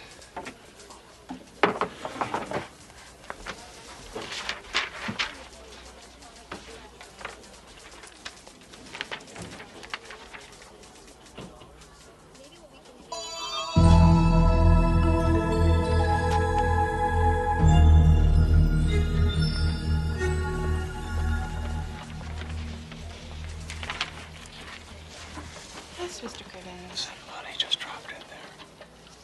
Where? In there, I just saw it.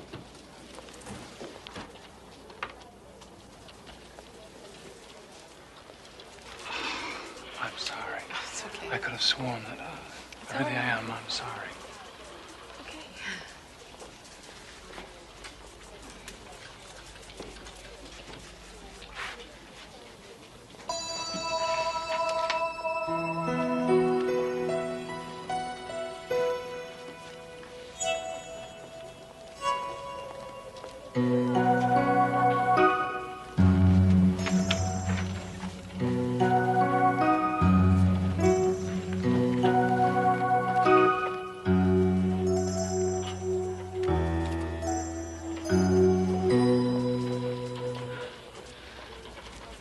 Thank you, Mr. Crivens.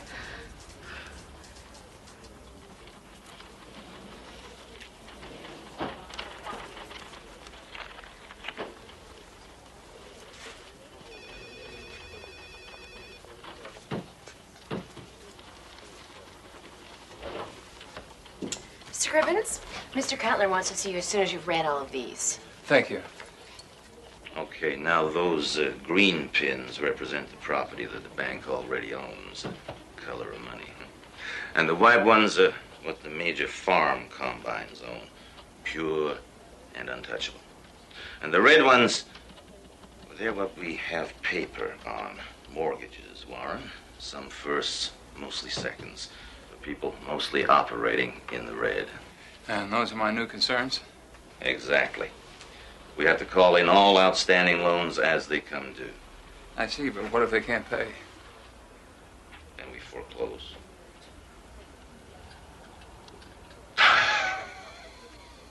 Listen, Warren, I've always looked at mortgages as rent. If you have a tenant who can't pay his rent, then you find one who can. I mean, the business of America is business, right?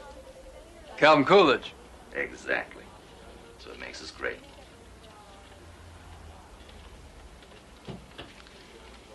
Warren.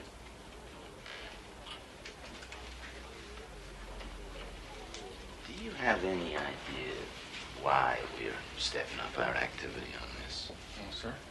Well, it has to do with the new state highway coming through. If you own land the government wants, it's like sitting on oil. Do you know where the new highway is going, sir? Oh, boy. If I knew that, Warren, I'd own this bank instead of working for it. Anyway, the more deeds we own, the better our chances, so let's start changing those red pins to green, ASAP. I'm afraid you're delinquent on your loan, Mr. Slater. A letter was sent advising you that grace period is over this week. You can extend it a little more, can't you? No, I'm afraid we can't do that. The business of America is business, Mr. Slater. The business of America is people. Or it should be. Please, Mr. Slater, let's not take this personally. This is just business.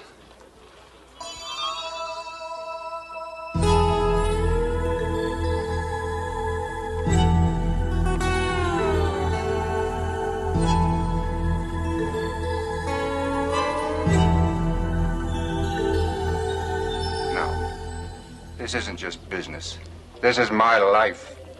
Just remember what that farm means. To me, my family, this whole community.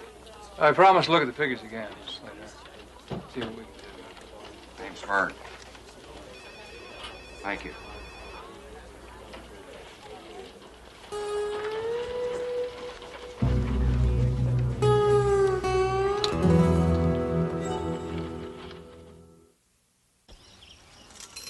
It's an enormous piece of property.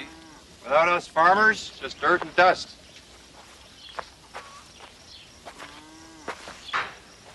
What's the bank going to do with it anyway? You can't work it? No, I guess not.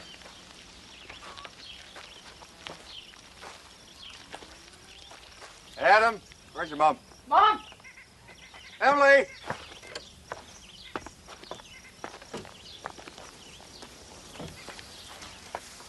This here's Mr. Cribbins. He's from the bank. How do you do? Hello. Vern tells me you're going to figure a way to make things work. Well, since I'm not empowered to extend your loan and your equipment appears to be a little outdated, I suggest that you sell off some land. Who to? Who's going to buy it at a price that'll be worthwhile? I'll just have that much less corn for market? How's that going to help me, Warren? Mr. Slater, Vern, I think that may be your only option. I may not even be able to get my boss to agree to this. He wants to enforce foreclosure.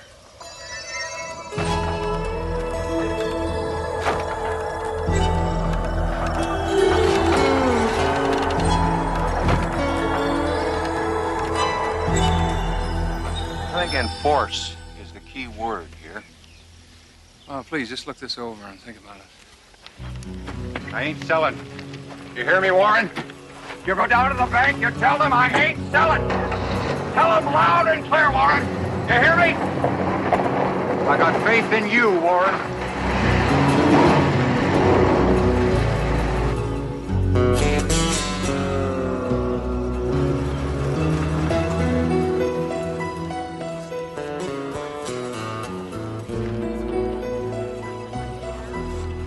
Morning. Good morning. Oh, Sandy? Can I see you for a minute? Sure. A minute, sit down. Okay.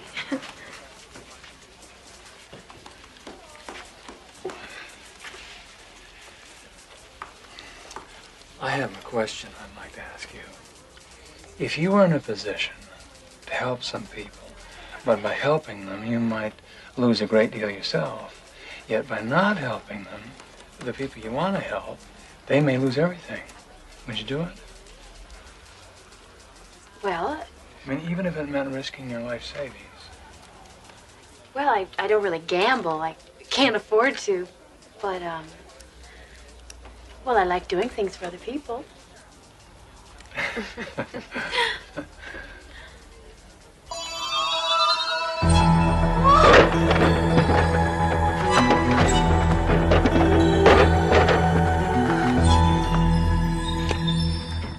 Whoa, what's wrong? What do you mean? What I mean is you just jumped right up out of your chair. Oh, well, nothing. Nothing really. Oh, yes, would you do me a favor? I'll try. Would you draw out a cashier's check for this amount from my savings account? Sure, no problem. Anything else? Yes, there is one thing. Please, be very careful around the bank. You sound like my father. Please, be careful. Okay, I will. Thank you for your concern.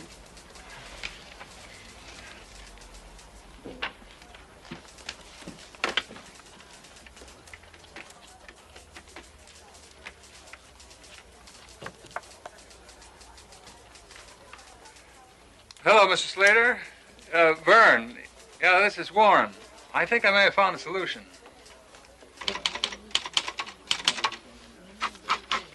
Vern, I think this may solve your problem.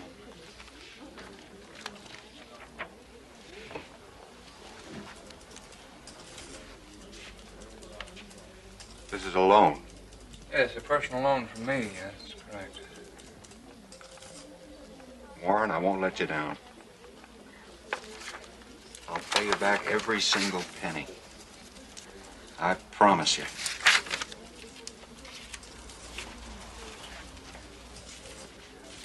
Just deposit it by 3, Warren. This is due day, you know. Don't worry, Vern. They let me cut in line here.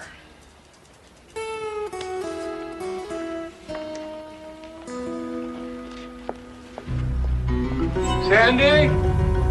Oh, I'm sorry, Mr. Cribbins, what are you doing? Oh, I'm sorry. Nothing really.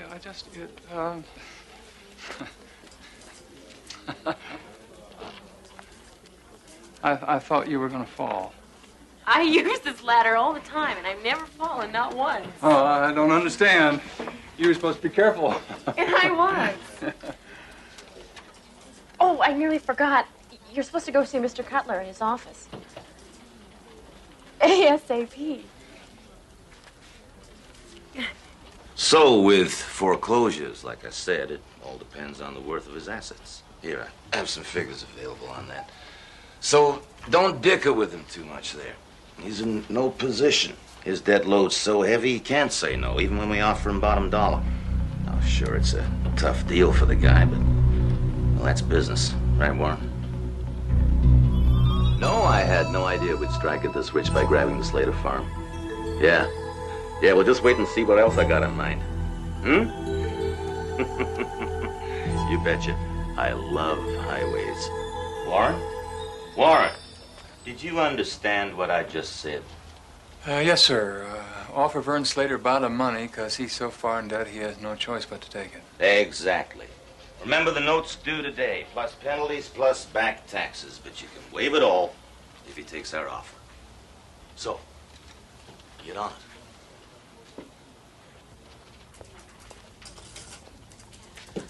Everyone's closing and balancing. What did you want me to do with this cashier's check? I'm not sure, Sandy.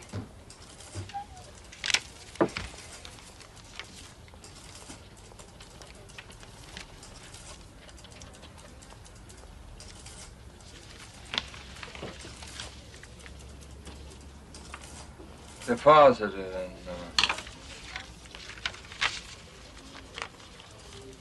Vern Slater's account.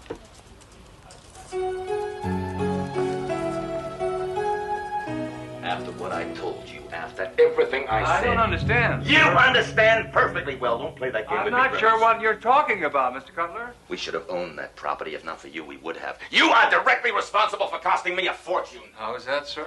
How's that? Please stop screaming at me, Miss Cutler. That new state highway is gonna cut straight through Slater's farm. Oh, really? You personally loaned him that money! You betrayed me, Cribbins. Well, I don't see it quite that way, sir. How do you see it? Aren't we the farmer's bank? I just helped out a farmer in need. Clear out your desk, Cribbins. You're fired. You sure you want to do that, sir? It's worth the severance pay just to get rid of you.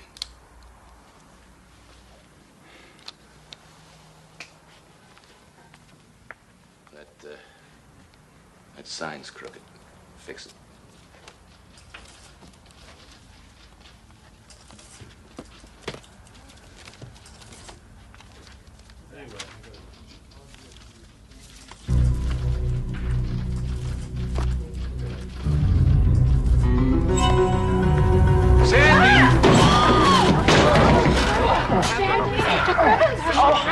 What happened? You okay? Oh, I think so. Are you okay? I told you to be careful, Sandy. You were right, Mr. Cribbins. Warren. Warren. Oh.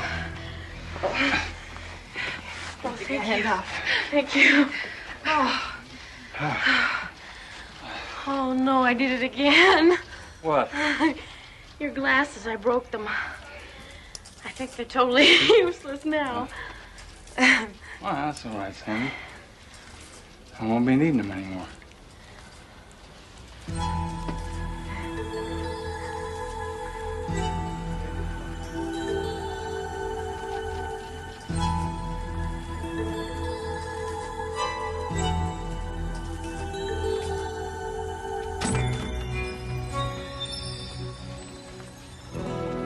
Come on, Miss Bailey.